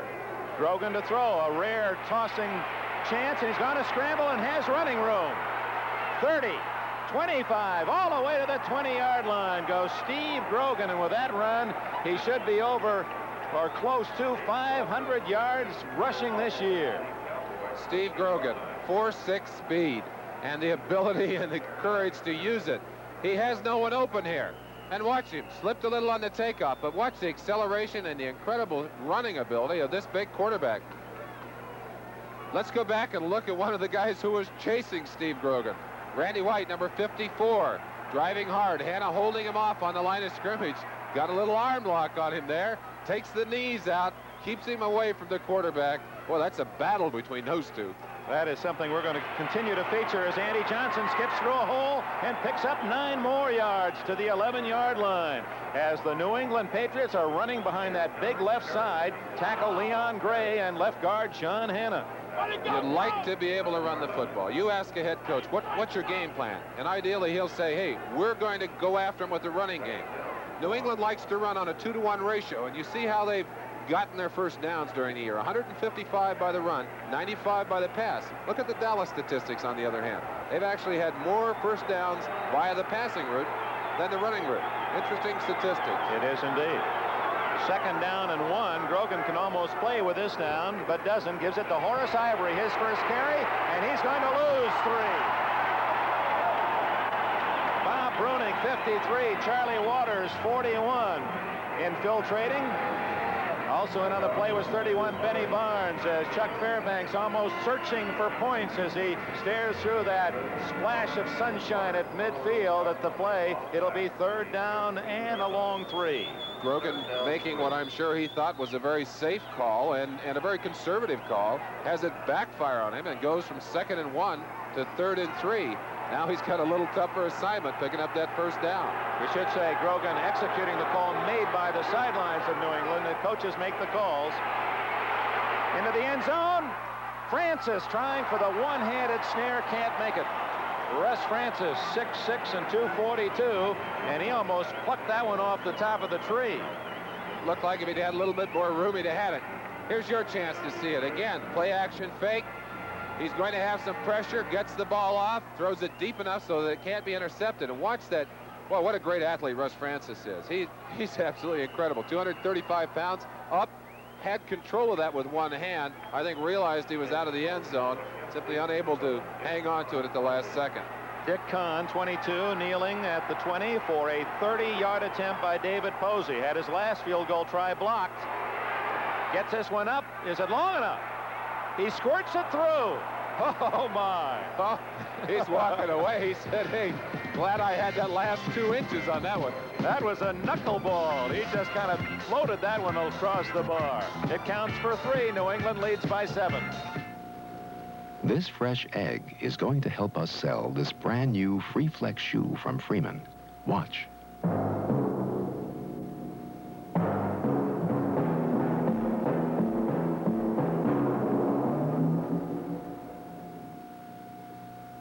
You can do it with any new Freeman Free Flex.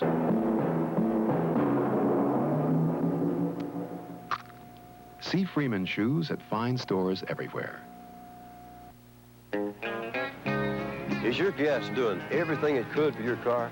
Be sure with STP gas treatment, because it really helps. To keep a carburetor clean, fight rust in the fuel system, it even helps get water out of your gas tank. And it's easy to use. STP gas treatment, it really helps, so try it. Yeah, for my car, it's STP. The division-leading Oakland Raiders square off against the high-scoring Miami Dolphins, part of an exciting NFL doubleheader next Sunday on NBC. Check local listings for the games in your area. NBC Sports. Football both Saturday and Sunday next weekend. We told you about Baltimore and Pittsburgh on Saturday. On Sunday, a full slate of games. And don't forget, at 12:30 Eastern Time, NFL 78 with some great features. The greatest of the great will feature Otis Taylor. Kick comes down to Butch Johnson, 20, 25, 30, and stopped at the 31-yard line. Johnson with that rare opportunity to field a kickoff, running at full speed toward the opponent's goal line. Tackled by 59 Mike Hawkins. 83 Westbrook also in on the play. This telecast presented by authority of the National Football League, intended for the private use of our audience. Any rebroadcast or other use of this telecast without the express written consent of the Dallas Football Club and the National Football League is prohibited. Dick Kenberg with Merlin Olsen. 11 minutes, 50 seconds left in the second quarter. 10-3. New England leads Dallas, and Staubach trying to whip his Cowboys into scoring position. Out of the eye for the first time, play action to Dorsett, and wide open is Dupree, and Staubach misses him. Roger unhappy with himself. Billy Joe Dupree, a great blocker, very unselfish player, but also a good receiver. You'll see him delaying on the line of scrimmage. They want to let the Linebackers clear out of there. Now he's just going to drift across, hoping to find some open territory. There's the pass thrown, a little too high. That's why Roger Staubach is embarrassed and angry out there. If he'd had that one down, I think Dupree would have been able to run close to a first down. They'd cleared out the zones on this side of the line, had a lot of room for him. Liable to see Dupree again. He's caught 8 touchdown passes this year. That's a new record for a Dallas tight end. They've had some good ones. 2nd and 10 at the 31. Johnson, the man in motion, throws a good block. Dorsett runs into a couple of red shirts out at the 38-yard line, where it'll be 3rd down and 3. We understand that Earl Campbell is being x-rayed for those bruised ribs, so 2 top talents, Lynn Swann of Pittsburgh, Earl Campbell of Houston, both with rib injuries in that showdown at the Astrodome today. Interesting call on the line of scrimmage. 2nd and 10, a fairly obvious passing situation. Landry choosing to call the running play and crossing up the New England defense, getting good yardage. Of course, now he's got his 2 tight ends in there, his running offense in there. Let's see if he does, in fact, run the football. 3rd down and a short 3. Laidlaw has the first down and more. Fox and Nelson, first 2 men to reach Laidlaw, who has the first down in the sunshine of the 45. Dallas running some interesting plays out there. Earlier they ran a flanker trap with Jackie Smith coming in from the flanker position and trapping. On that play, they had Rayfield Wright, number 70, coming in to trap on number 71, Sugar Bear Hamilton. Sugar Bear had to wonder why they're ganging up on him that way. Nice call, a little misdirection to it, put him in there for the first down. Dorsett into the eye, that's where he operates best. Staubach throws. Got time. Open man Hill at the 49, 50, out of bounds in New England territory at the 46-yard line. That'll be close to another first down, a 9-yard gain. Duck in a final. Kansas City beats Buffalo 14-10 and won it with a touchdown from Livingston to White right at the final seconds of the 3rd quarter. No score in the 4th quarter. Kansas City a winner today for Marv Levy. Dick, you asked me about field position earlier. Looking at where these 2 teams started their drives in the first half, Dallas started from their own 27 twice and from their 29 once. They got no points out of those 3 starts. They did get points when they started on the 25 after the interception and the turnover. New England, on the other hand, started in field position twice. Go ahead and call this, and then we'll come back. Laidlaw wishes that it hadn't been called yes, because he just lost 4 yards, had no chance to turn the corner. We welcome all you folks that have been watching the Kansas City-Buffalo game. Chiefs beating the Bills 14-10 here in Irving, Texas Stadium. 9 minutes and 50 seconds left in the first half.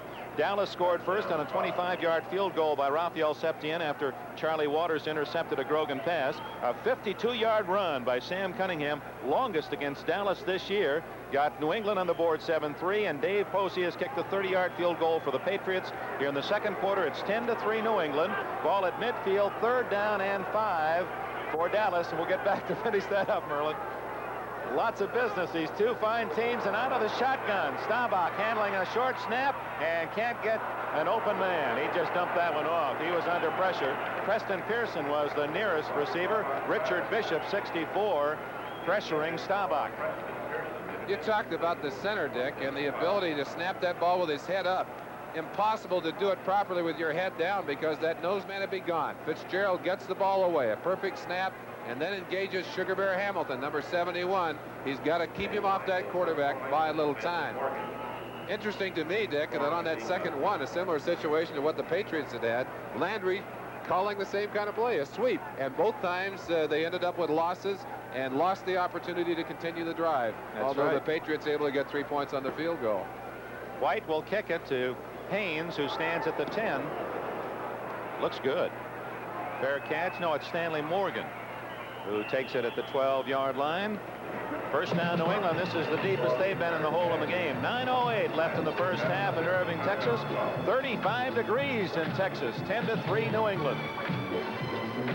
Okay, Atari. Let's see your best pitch. You're out, Rose.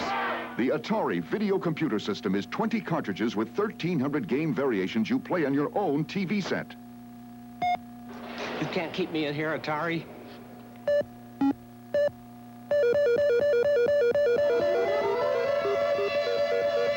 Don't watch television tonight. Play it.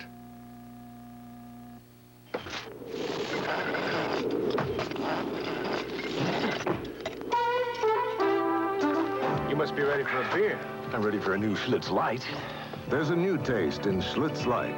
The taste of natural ingredients brewed into a Pilsner beer. New Schlitz Light. Still less filling with a taste that's bigger than light. We climbed it because it was there. And we came back down because this was here. Schlitz Light. Natural Pilsner beer. Super fun, super punches, and super laughs in the hilarious conclusion of Walt Disney's Super Dad, tonight on NBC. New England with a ball in the lead, 10-3, 9 minutes left first half. Irving, Texas, Steve Grogan has Cunningham and Johnson behind him. Andy Johnson gets a couple across the 15-yard line. Tom Henderson, Hollywood Henderson, number 56, made the tackle. As he's been quoted, I'm long on confidence. Well, Henderson did a great job in performance on that particular play. Held it off to the outside, and then as soon as Johnson cut it in, dropped off of the block and able to make the tackle. We talked about field position. This is bad field position. You've seen good field position. Backed up as New England is near their own end zone. They've got to be even more conservative than they would naturally be. We talked about the importance of getting that good field position. Actually, on the two scoring drives that they had, they started on their own 48 and on the 50-yard line, able to get points on both those drives.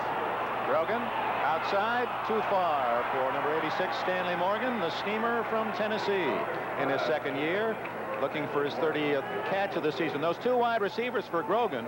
Morgan is averaging 24.5 yards per catch, second only to Wesley Walker of the Jets, and Harold Jackson is averaging 22 yards a catch. Those are not only interesting statistics, but we'll show you a comparison pretty soon between the averages of those two receivers and the averages of the Dallas receivers, and talk about what the significance of that comparison is. 3rd and 7.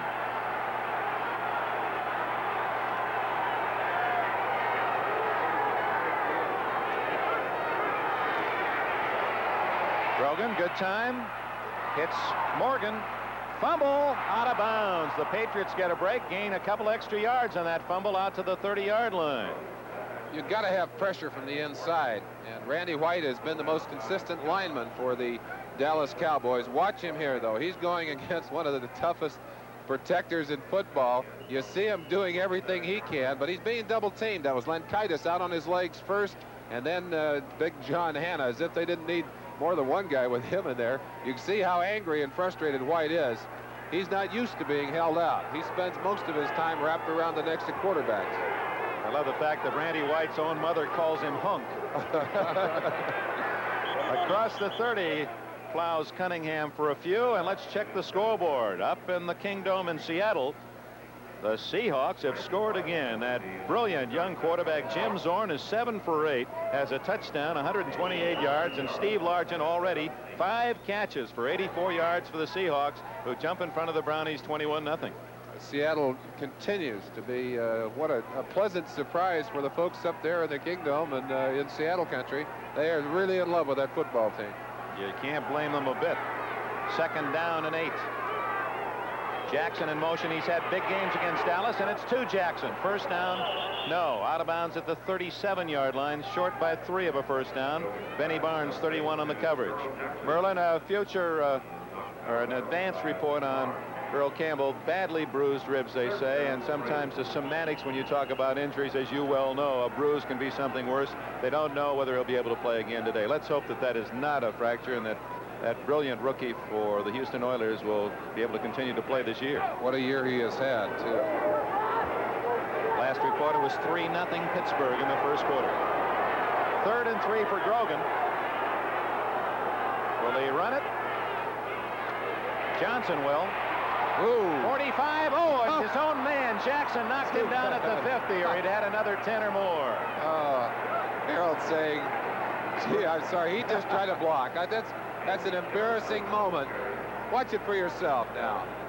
Good call. Handoff here, trap block. John Hanna, 73, right there. Opens the way. Johnson doing a good job. You see Harold, he was coming in to try and block, and he's doing everything he can to get out of the way, but simply run over by Andy Johnson, but not until he'd gotten the first down. Jackson, double O soul. That's his first tackle in 8 years. You saw there 9 rushes for 79 yards. Johnson having a fantastic day. Horace Ivory into Dallas territory, about the 48-yard line, a gain of a couple. Randy White and Charlie Waters teamed up on the tackle. 6:40 left, first half. We talked about the importance earlier of running the football, and it's certainly important against this Dallas team. If you get into a position where you have to throw the ball against them, they are absolutely devastating on the pass rush. But if you can make your running game go, you can give Dallas fits, because some of their linemen, although they're great pass rushers, do not handle the run as effectively as they handle the passing game. That young Cowboy fan's face reads a little trepidation. These New England Patriots have moved effectively and lead 10-3. Fumble and recovered by Horace Ivory. Ivory with his dangerous 9.5 speed, also quick enough to find the football at the 47 of Dallas. Ivory did a great job of getting that ball, but they're quick trapping number 72, big Too Tall Jones, right there. Too Tall has long enough arms to reach across. I think got a piece of Ivory. You see Ivory just doing everything within his power to get his hands back on the football. I'll tell you, that's a real battle down on the line of scrimmage, and right now New England's offensive line is winning that battle on the line of scrimmage. 3rd and a long 7 for Grogan. Great protection. Andy Johnson with a first down grab at the 38-yard line. Johnson from the University of Georgia. He's caught 25 passes this year, and he makes the tough ones look easy.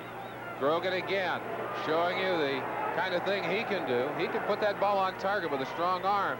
But as you said, Dick, he has time to throw the football. He could have taken even more if he'd have wished to. Put that on target to Andy Johnson, makes a good grab, rolls out of bounds with the first down. You know, it's interesting. Up until this game, Grogan and the Patriots have been going deep, like 1 out of every 3.5 passes, very deep. Today, they're kind of crossing it up, throwing mostly the short to intermediate patterns against these Cowboys. Francis to the left side, and Grogan's going to throw on first down, and going for it all to Morgan. Benny Barnes, 31, and 43, Cliff Harris to break it up. Boy, he just cruises that Morgan. It doesn't even look as if he's picking up his feet. Maybe that's why they call him the Steamer. Great open field speed. Had a tremendous week last week. 170 yards and 5 carries or 5 catches. Set a new New England single game record. And certainly one of the guys that Dallas has to keep their eye on. But that's the kind of pass right there. When we say 1 out of every 3.5 passes they throw is deep, that's the kind of passes they've been throwing. And 1 out of every 6 passes is a touchdown pass. Grogan has had a fantastic year throwing the football. 15 touchdowns. He has thrown 21 interceptions. One of those today that set up the 3 points for Dallas. 10-3 New England. 2nd and 10 for Grogan. Again, good protection. And there is Morgan. First down at the 21. So they send Morgan deep. You have to respect that threat. Then he cuts off his pattern short. First down. That's great play. You'll get a chance to see it at home. Again, they're holding the Dallas defensive line out. Grogan has time to throw that ball. Outstretched arms and all. Still gets it off on target. Morgan makes a fine grab down there. And they have done a lot of marching. They've come all the way from about their own, 14, 15-yard line, all the way down to the 20. They're knocking. And I'll tell you this, Dallas's defense is puckering up down there. Cunningham off the left side. This is the 14th play of this drive, Merlin, and Cunningham gets 3. He ripped off a 52-yard touchdown run for the only touchdown of this game. Clock running, 4:24, 4:23 remaining in the first half. The Patriots lead 10-3. I talked to Jim Ringo, the offensive line coach for the New England Patriots, and Ringo's a smart football coach in terms of saying to his players, look, we're not going to make a lot of changes. We're going after Dallas physically. A lot of teams try and be cute with Dallas. They try and change to play that flex defense. New England's gone after him today, and it's been very successful. They're after him again, and gain a couple that time as Harvey Martin wraps his arms around Andy Johnson. We pause briefly for station identification. From Irving, Texas, this is the NBC Television Network. KXAS TV 5, Fort Worth, Dallas. Oh, we're pleased to be here today. Dick Enberg and Merlin Olsen. These are the games that you'd pay to come and broadcast. 10-3 New England with 3.5 minutes remaining in the first half. little frustration, I think, for the Cowboys. They can't understand why they're not able to shut off the running game. And, of course, it's the running game that's opened the way for Grogan to throw that football so successfully. This drive carried all the way from the 14-yard line. So 3rd and 5. Grogan wants to run. And Harvey Martin played it perfectly. That was not a pass play. Grogan was a designed run all the way, a bootleg left, and Harvey Martin was right there to say, hey, I didn't make all-pro, just sitting on my back. He not only made all-pro, he was MVP on defense in the NFL last year, and you can see the frustration on Grogan's face. That's good discipline on the part of the defense. On every play, you have people assigned for outside containment. And, of course, on that particular play, that assignment went to Harvey Martin. Martin was right there, made the big play on Grogan. It's a 36-yard attempt by Posey. He's kicked one and had another blocked. And he has another block. Trying to pick it up is Aaron Kyle. And at the 30-yard line, the Cowboys have denied and have the ball. It appeared to be Randy Hughes who blocked the kick. It was Randy Hughes, number 42, just shot through from the outside. Got his hands right solidly on that ball. We'll look at that blocked field goal when we come back. 2:47 left. First half, 10-3 Patriots. He was a man who never danced, never sang, never performed for an audience. Yet since 1891, his talent has thrilled millions. A little bit more to the left. All right, sir. His name was William Tuttle. His gift, architecture. And his masterpiece, Carnegie Hall. Perhaps the only music hall in the world where every person in the audience can hear every note, no matter how softly it's played. Mr. Tuttle, we're about finished, sir. Mr. O'Reilly, here, you don't have to shout. The same commitment to perfect sound that went into building Carnegie Hall goes into every high-fidelity component Pioneer makes. That's what's made Pioneer #1 today with people who care about music. Pioneer, we bring it back alive. It's high-speed excitement and high-flying thrills, awesome brute strength and death-defying skills, breathtaking beauty and perilous spills. Sports World, January 14th. NBC Sports. Back on the line of scrimmage, Dick, we're going to show you how Randy Hughes got in to block that, leaps over the outstretched leg and shoulder, and right there leaps up in front of David Posey's kick, gets a good hand on it. Now, if they'd have gotten a good bounce here, that ball may have been carried all the way to the other end zone. Aaron Kyle, number 25, I believe, is the guy that gets out there, wanted to pick it up on the go, couldn't do it, so they'll start on their own 30. Cowboys scored their field goal after an interception. Let's see what they do after their second blocked field goal attempt. Play action by Staubach, screens it off to Dorsett. Look at that move. Fumbles, and New England recovers at the 36-yard line. Dorsett fumbles. I believe Fox made the tackle, and Rod Schote, 56, comes up with the ball. Very often an exchange of turnovers like that certainly favors the team that kills the momentum. Let's watch Staubach here. Good call. Throws it out quickly to Dorsett. Sam Hunt, number 50, did a good job of holding off the block, forcing Dorsett to go back inside. Spins away, gets a hit from Steve Nelson right there. Lost the ball right there before he hit the ground. Good call by the official, number 56, Rod Schote there to gather up that football. New England has it, and this, Dick, is good field position again. Let's see if they can take advantage of it. They have plenty of time, 2:37, and it's Steve Nelson, the omnipresent linebacker of the Patriots, who made the hit that forced the fumble. Grogan to Andy Johnson. He realized that if he didn't go backwards, the ball would, so he went right with that tackle, as hooking in was Charlie Waters, 41, and 31 Benny Barnes. Charlie Waters making that hit about a half a yard behind the line of scrimmage. He and Cliffy Harris, two of the most aggressive safeties in football. And they're willing to gamble. They're willing to come up and try and make that big play on the line of scrimmage, sometimes even behind the line of scrimmage. Final score, St. Louis beat the Lions 21-14. So Bud Wilkinson, after that disastrous start, really getting the Cardinals ship in order. And we understand that Earl Campbell has not returned to play at the Astrodome, but Lynn Swann is back on the sidelines, has not returned to game action for Pittsburgh. 2-minute warning given here at Irving Texas Stadium. The New England Patriots with the ball and the lead. Pick up one of the 2 newest pickups for 1979 from Dodge. The new Dodge Adventurer SE has dramatic new styling that makes it look as tough as it is. The all-new Dodge Junior Sport has very impressive EPA mileage estimates. Both pickups have Dodge dependability backed by 60 years in the pickup business. Dodge Adventurer and Dodge Junior Sport, like father, like son. Dodge is into trucking, like America's into G. Hey, that's my Dodge.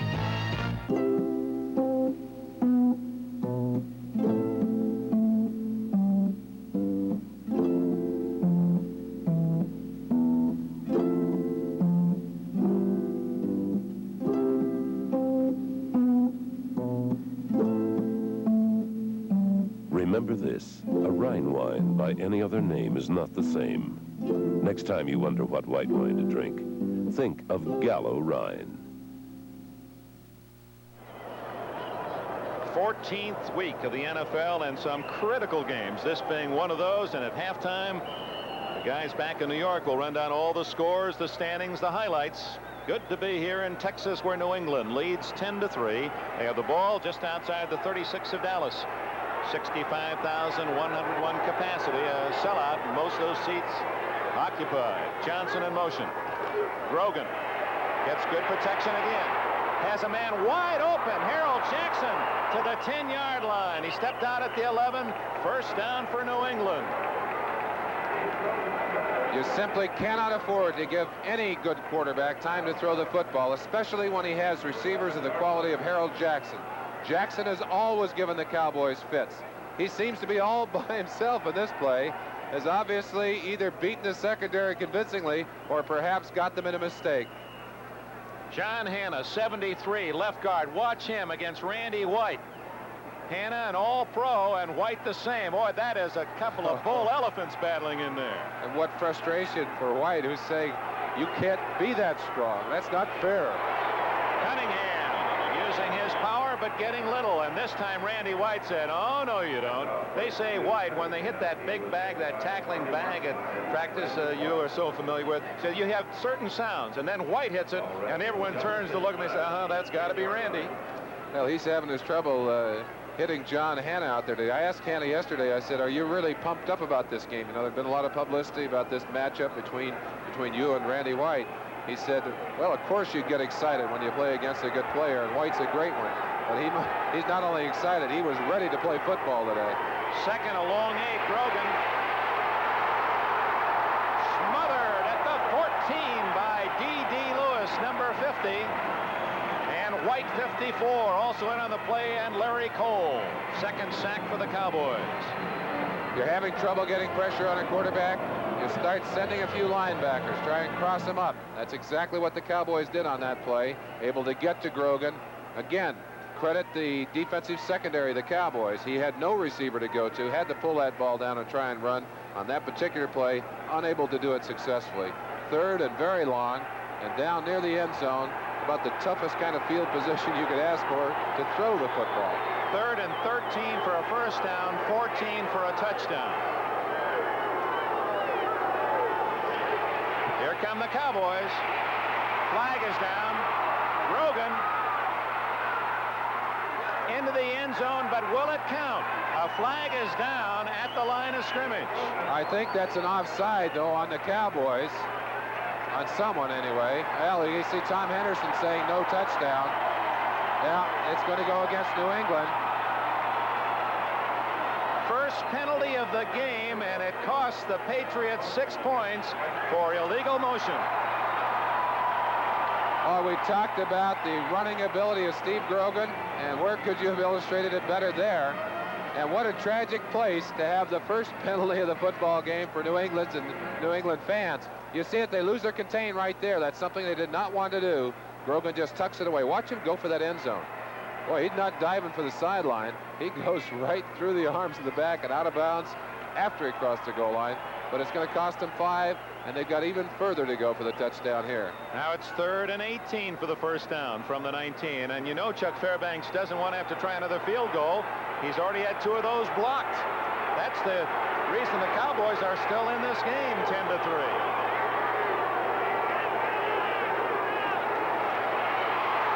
Fool anyone. Randy White especially stopping Horace Ivory on the draw. Another loss to the 21, and that means David Posey, the young kicker from Florida, has even a longer field goal attempt. Can he get one high enough? He's got to be questioning his own kicking, and that's one thing you can do when you can block a field goal, especially when you block what he thinks was a good kick. And certainly the first one that Martin got up and knocked away was a good kick. Got to be causing some questions to be asked all along the line of scrimmage. Time is called, Merlin, at 5 seconds. So what the Patriots did is run the clock down. They'll try the field goal. Figure even if this one's blocked, as long as it's not run back, Dallas won't have another scrimmage play. Timeout. We'll see if the Patriots will lead by 13-3 or 10-3 in a moment. Polaroid's one step simplest camera in the world. You don't even worry about batteries. Lifetime batteries? No, they don't put a battery in it. It doesn't need one. Of course it needs one. So far, your camera won't work. The battery's built into the film pack. You get fresh power every time you load. Only Polaroid has it. You get this brilliant color in minutes. Pretty. But I don't see a battery. It's not in the film, it's in the film pack. I don't think you know where it is. Get a one step. Oh, the nightmare of waking up.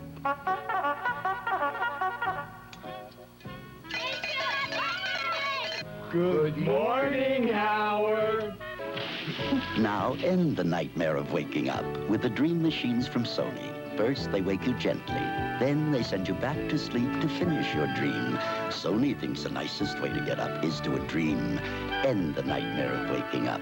The Dream Machines from Sony. Look how the Cowboys are overloading the left side as Posey will try a 39-yard field goal. That's where they got the last one. Let's see if Randy Hughes can make it through this time. Good snap. High enough, long enough, no good. So the Patriots have missed 3 field goals. They've also had a touchdown called back on a penalty. And 1 second remaining in this first half, they lead 10-3. Very often a whole game can turn on just a couple of critical plays. And in this particular game, 2 of the biggest plays have been the blocks of field goals. And of course, right here, that pressure, I think, caused Posey to hook that one a little bit. Watch Posey. He can see it. It's in for a while. And there you see Tom Hollywood Henderson leading the cheers on the other side. And Posey walking away with Dickie Kahn saying, just couldn't keep it in there. Looked like it was going in, but hooked away. Pittsburgh and Houston, 3-3. And Lynn Swann, we understand, has gone back into the football game. Good news for all those Houston fans, and good news for Terry Bradshaw, too.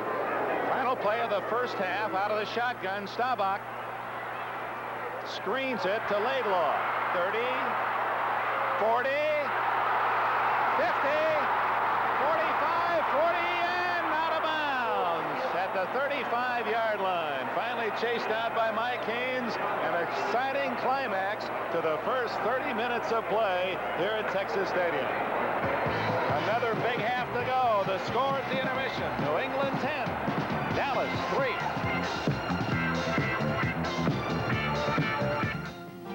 From the Cape to the Gulf, they know how to cook up a good time. Beer makes it good. There's no debate. Beer makes it good. Schlitz makes it great. Nobody makes it like Schlitz. Every drop chill lagered for quality. 11 million times a day, America reaches for a Schlitz because Schlitz makes it great. Since 1849, there's no debate. Stay with it. You got it. When you're out of Schlitz, Schlitz makes it great. Yeah, when you're making it beer, make it this one here. Schlitz makes it great. Introducing Hertz Takeoff Rates. Save up to 35% on the average weekday rental when you take off Thursday through Sunday for a minimum of 2 to 3 days. Takeoff in a subcompact for only $13.95 a day. Fairmont's $15.95. Granada, $17.95. Thunderbirds, $21.95 a day, all with no charge for mileage. There are some restrictions, so check with Hertz. Take off next weekend with Hertz low takeoff rates. That's my team, the New England Patriots. And I'm John Smith, an Englishman soon to become an American. There's a spot in Boston that's intriguing to me. It's here where the Battle of Bunker Hill was fought. There's a feeling, especially at dawn, you can almost see the early Patriots, farmers really, awaiting the attack. That day, their bravery sounded the call of freedom to a young country. Today, these young Americans are fighting quietly for freedom. In a suburb of Boston, they're helping to rebuild the homes of old and poor people. When they've finished, the homes they leave will be monuments to their determination to help others. Their work is supported by our United Way. We're proud of them. They show how the United Way works in New England. It works in your town, too. Thanks to you, it works for all of us, the United Way. Preceding announcement furnished as a public service by the National Football League. Sam Cunningham's 52-yard touchdown run the difference as New England leads Dallas 10-3, but the Patriots squandered other opportunities. 3 missed field goals, or they could be leading by 19-3 at halftime. So Dallas coach Tom Landry must have some mixed emotions as he talks to his team. I'm sure he's saying that we're lucky to be only down 10-3. We got a chance to get back in this game with 1 touchdown, and I'm sure that's what's on their mind right now in the dressing room. Big day in football. Let's go to NFL 78 with Brian Gumbel in New York. New England and Dallas, 2 teams who seem certain of going into the playoffs, are just 2 of the teams going at it today. A lot of them have gotten their playoff hopes risen. A lot of them, their playoff hopes have gone by the boards. The Dolphins, Jets, and Packers have won, but the Falcons have lost. Some of you are going to see local news. Some of you are going to be scores and highlights. Whatever you'll see it right after we take time out for these messages from your local stations. Bob Hope salutes the Ohio Jubilee with Lucille Ball, Ginger Rogers, Vic Damone, and Donnie and Marie Osmond. Bob Hope Sunday on NBC. You ready now? I won't ever see my mother again. The great cattle drives begin as Centennial returns tonight on NBC. Acme presents the Westerns. Boots make the man, and Acme makes the boots. For toughness. For style. For quality leather. For workmanship. The great Westerns are being made by Acme.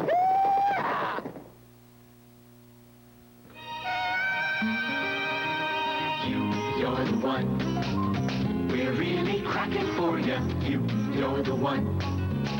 Getting breakfast ready for you. Those eggs McDonald's uses are fresh grade A eggs. We scramble them up and serve them with pure pork sausage and crispy hash browns. Or we cook them up into our own Egg McMuffin. We're really cracking for you at McDonald's. At McDonald's, we do it all for you. Ted, our first year in business was pretty good. Yeah, but how are we going to make it better? I can help. I'm your Yellow Pages ad. I could show pretty pictures of what you sell and a list of other things you guys do well. Could tell when you open every night and day, even draw folks a map to show them the way. Yeah, there's lots of things I could do to bring new business in for you. Hey, look at our ad now. Gonna be a great year. Let the Yellow Pages do your talking, yeah. Carl Schuckman, Texas News Sports on TV5.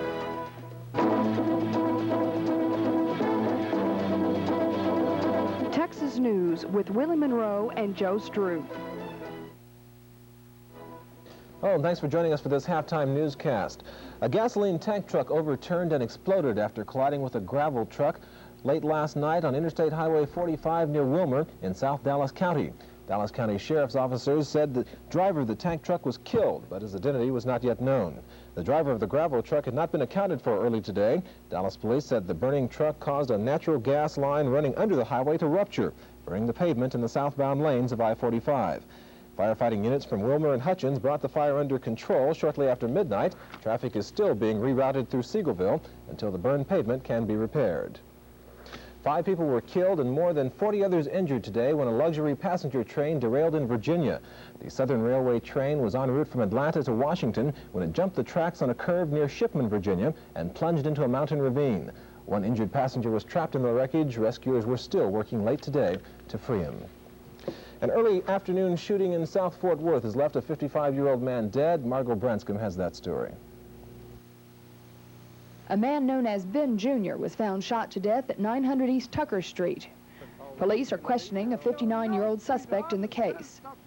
So far, they've found the cartridge to a .22 caliber gun, but they've not found the weapon itself. Police said there were other people in the house around the time of the shooting, and they've not been able to find out exactly what happened.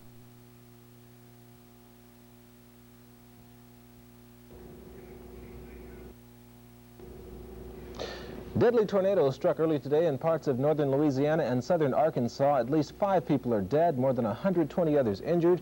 Hardest hit was Bossier City, Louisiana. The devastating twister hit just before 2 this morning, leveling buildings, cutting water and power lines, and hampering communications. Wheat farmers are still trying to educate the public about their problems. That's one reason a cross-country caravan passed through Fort Worth today. Margaret Meagard reports. After traveling through the Texas Panhandle yesterday, wheat farmers from 6 states resumed their convoy this morning. The farm caravan began last Thursday in northeastern Colorado, with the farmers traveling in vehicles decorated with signs and bumper stickers identifying themselves as American Agriculture Movement members. Today, the farmers continued their trek with approximately 30 farm vehicles traveling Interstate 35 south. Many of the trucks were carrying loads of wheat. The farmers have had problems getting their grain to export cities. The wheat transportation costs and delays mean lost money to the farmers.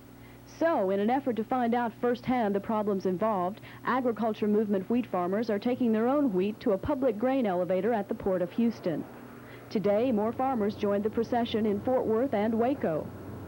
From Waco, the farm caravan will move to College Station to make their voice heard at this week's agricultural meeting. Margaret Meagard, The Texas News, Waco. Palestinian leader Yasser Arafat says he doesn't care if the Palestinian issue is included in a peace treaty between Egypt and Israel. He'd still be against the treaty. Meanwhile, the Israeli cabinet today again discussed more talks with Egypt, while Egyptian President Sadat expressed hope that his country would regain control of the Sinai Desert under a treaty with Israel. That's a brief look at news. Joe Stroop will be here in a moment with sports, but first this. You're never more than a few feet away from a product of ITW, no matter where you are. In the next 29 seconds, we'd like to tell you about the most exciting sale in the history of Middlecoff Ford. It's our first ever showroom sale with $1,000 discounts on every full-size 79 Ford and pickup, including Thunderbird. That's right. We've got over 150 new Thunderbirds, LTDs, and pickups, and tomorrow every one is discounted $1,000. We filled our showroom and outside area with these brand new Fords. So don't miss this exciting sale going on only at Rick Middlecoff Ford, Forest Lane at Marsh. See you tomorrow. We have watched the workforce of metropolitan Dallas grow to 1.5 million people. Finding the right people for these jobs is not always easy. That is why for 20 years we have used the Dallas Morning News classified ads almost exclusively. We are convinced they find the most qualified prospects every morning. Our business proves it. Louise Gould of Gould Massey Personnel Service. She knows the Dallas Morning News classifieds work best. If you haven't tried it, why don't you? We assume you've been watching the Cowboys game here on Channel 5 and probably know Dallas is behind. The score at halftime, Dallas 3, New England 10. Here's the rest of today's NFL scoreboard. Miami beat Washington, the Rams over the Giants, and St. Louis has beaten Detroit. Atlanta fell to Cincinnati. It was the Jets over Baltimore. Green Bay down Tampa Bay. Kansas City upset Buffalo. Philadelphia's leading Minnesota late in that game. New Orleans beat San Francisco. In complete games, Pittsburgh is tied with Houston. There's an update on that now. It's 3-3, and Seattle has taken a big lead over Cleveland. Denver and Oakland tonight, Chicago and San Diego tomorrow. The folks in Plano are still talking about their high school football team after yesterday's thrilling playoff win over top-rated Temple. We showed you the scoring plays yesterday. Today I'd like to show you what was, in my opinion, the key play of the game. Here's the setup. Temple's ball, 2nd and goal on the Plano 4, 20 seconds left in the first half. Temple out of timeouts. The play is an option run pass for tailback Carl Robinson. Robinson decides to run and is stopped without getting out of bounds. To make it more interesting, you'll notice the wide receiver, as we watch it again, is wide open in the end zone. The clock kept running. The Temple coach tried to get his field goal team on the field, but none of the players out there realized that. You can see the mass confusion that's apparent with players lining up, suddenly realizing they're extra and running off. On the snap, Robinson goes left, Mark McQueen goes right with the ball, and time runs out as McQueen goes out of bounds. Temple's chance to take a halftime lead was gone, and as it turned out, so was their chance to win the game. As you probably know by now, Plano scored a touchdown with about 2 minutes left, then made a 2-point conversion for a 15-14 win. Now here's what will happen next weekend. In Class 4A, Plano and Dallas Carter will tangle at Texas Stadium Saturday night, while Permian meets Plainview in Lubbock. Houston Stratford will play LaPorte in the Astrodome. Lamar Consolidated meets San Antonio Churchill somewhere. We don't have the specifics. In Class 3A, they're already into their semifinals. Next weekend, the finalists will emerge from these two games. The experts pick Brownwood and Gainesville. Two teams from this region have made it into the 2A quarterfinals, Wiley and West, while China Spring and Salina will tangle in a Class A match with Haskell meeting Stratford somewhere. Thank you, Joe. On the Texas News at 10, we'll have more on the Farmer's Caravan to College Station, a look at some festive events in Denton, and some help for unwed mothers. Join us then.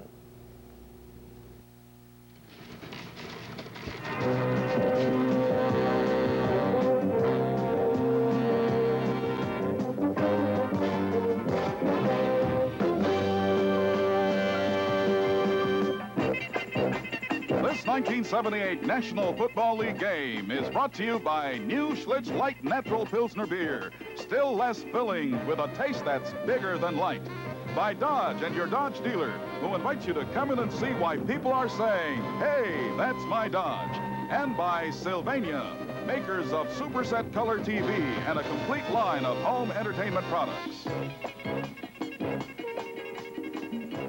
Once again, I'm Brian Gumbel. Very quickly, let's run down for you the scores of Week 14. Miami beat Washington in Washington today, 16-0. Redskins losing their 6th in the last 8. Cincinnati, a winner over Atlanta, 37-7. The Rams win the NFC West. They beat the Giants, 20-17.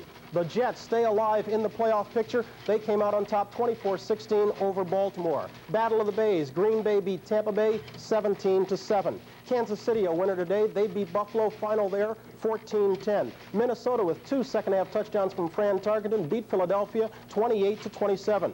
With St. Louis 21 and Detroit just 14, New Orleans beat San Francisco. The final there, 24-13. And games still in progress right now. Some very big ones right here on NBC. New England beating Dallas 10-3. That ball game at the half. Cunningham has the lone touchdown. Pittsburgh against Houston. It stands at 3-3 at the half in a very bruising affair. Campbell and Lynn Swan have been hurt. And Cleveland losing to Seattle right now. That ball game stands at 23-7. The Seahawks keeping their playoff hopes alive. We've got some more football action to come. Stay tuned for the second half right here on NBC. Sally, I want you to break in the new Colt. Breaking in a frisky new Dodge Colt hatchback is just about the most enjoyable assignment you can get. It's got front-wheel drive, new twin-stick transmission, and it's real easy on the oats. If all that sounds good to you, see a Dodge dealer. He's got a whole stable of Colts imported from Japan. Ride 'em, cowperson. That's my Dodge.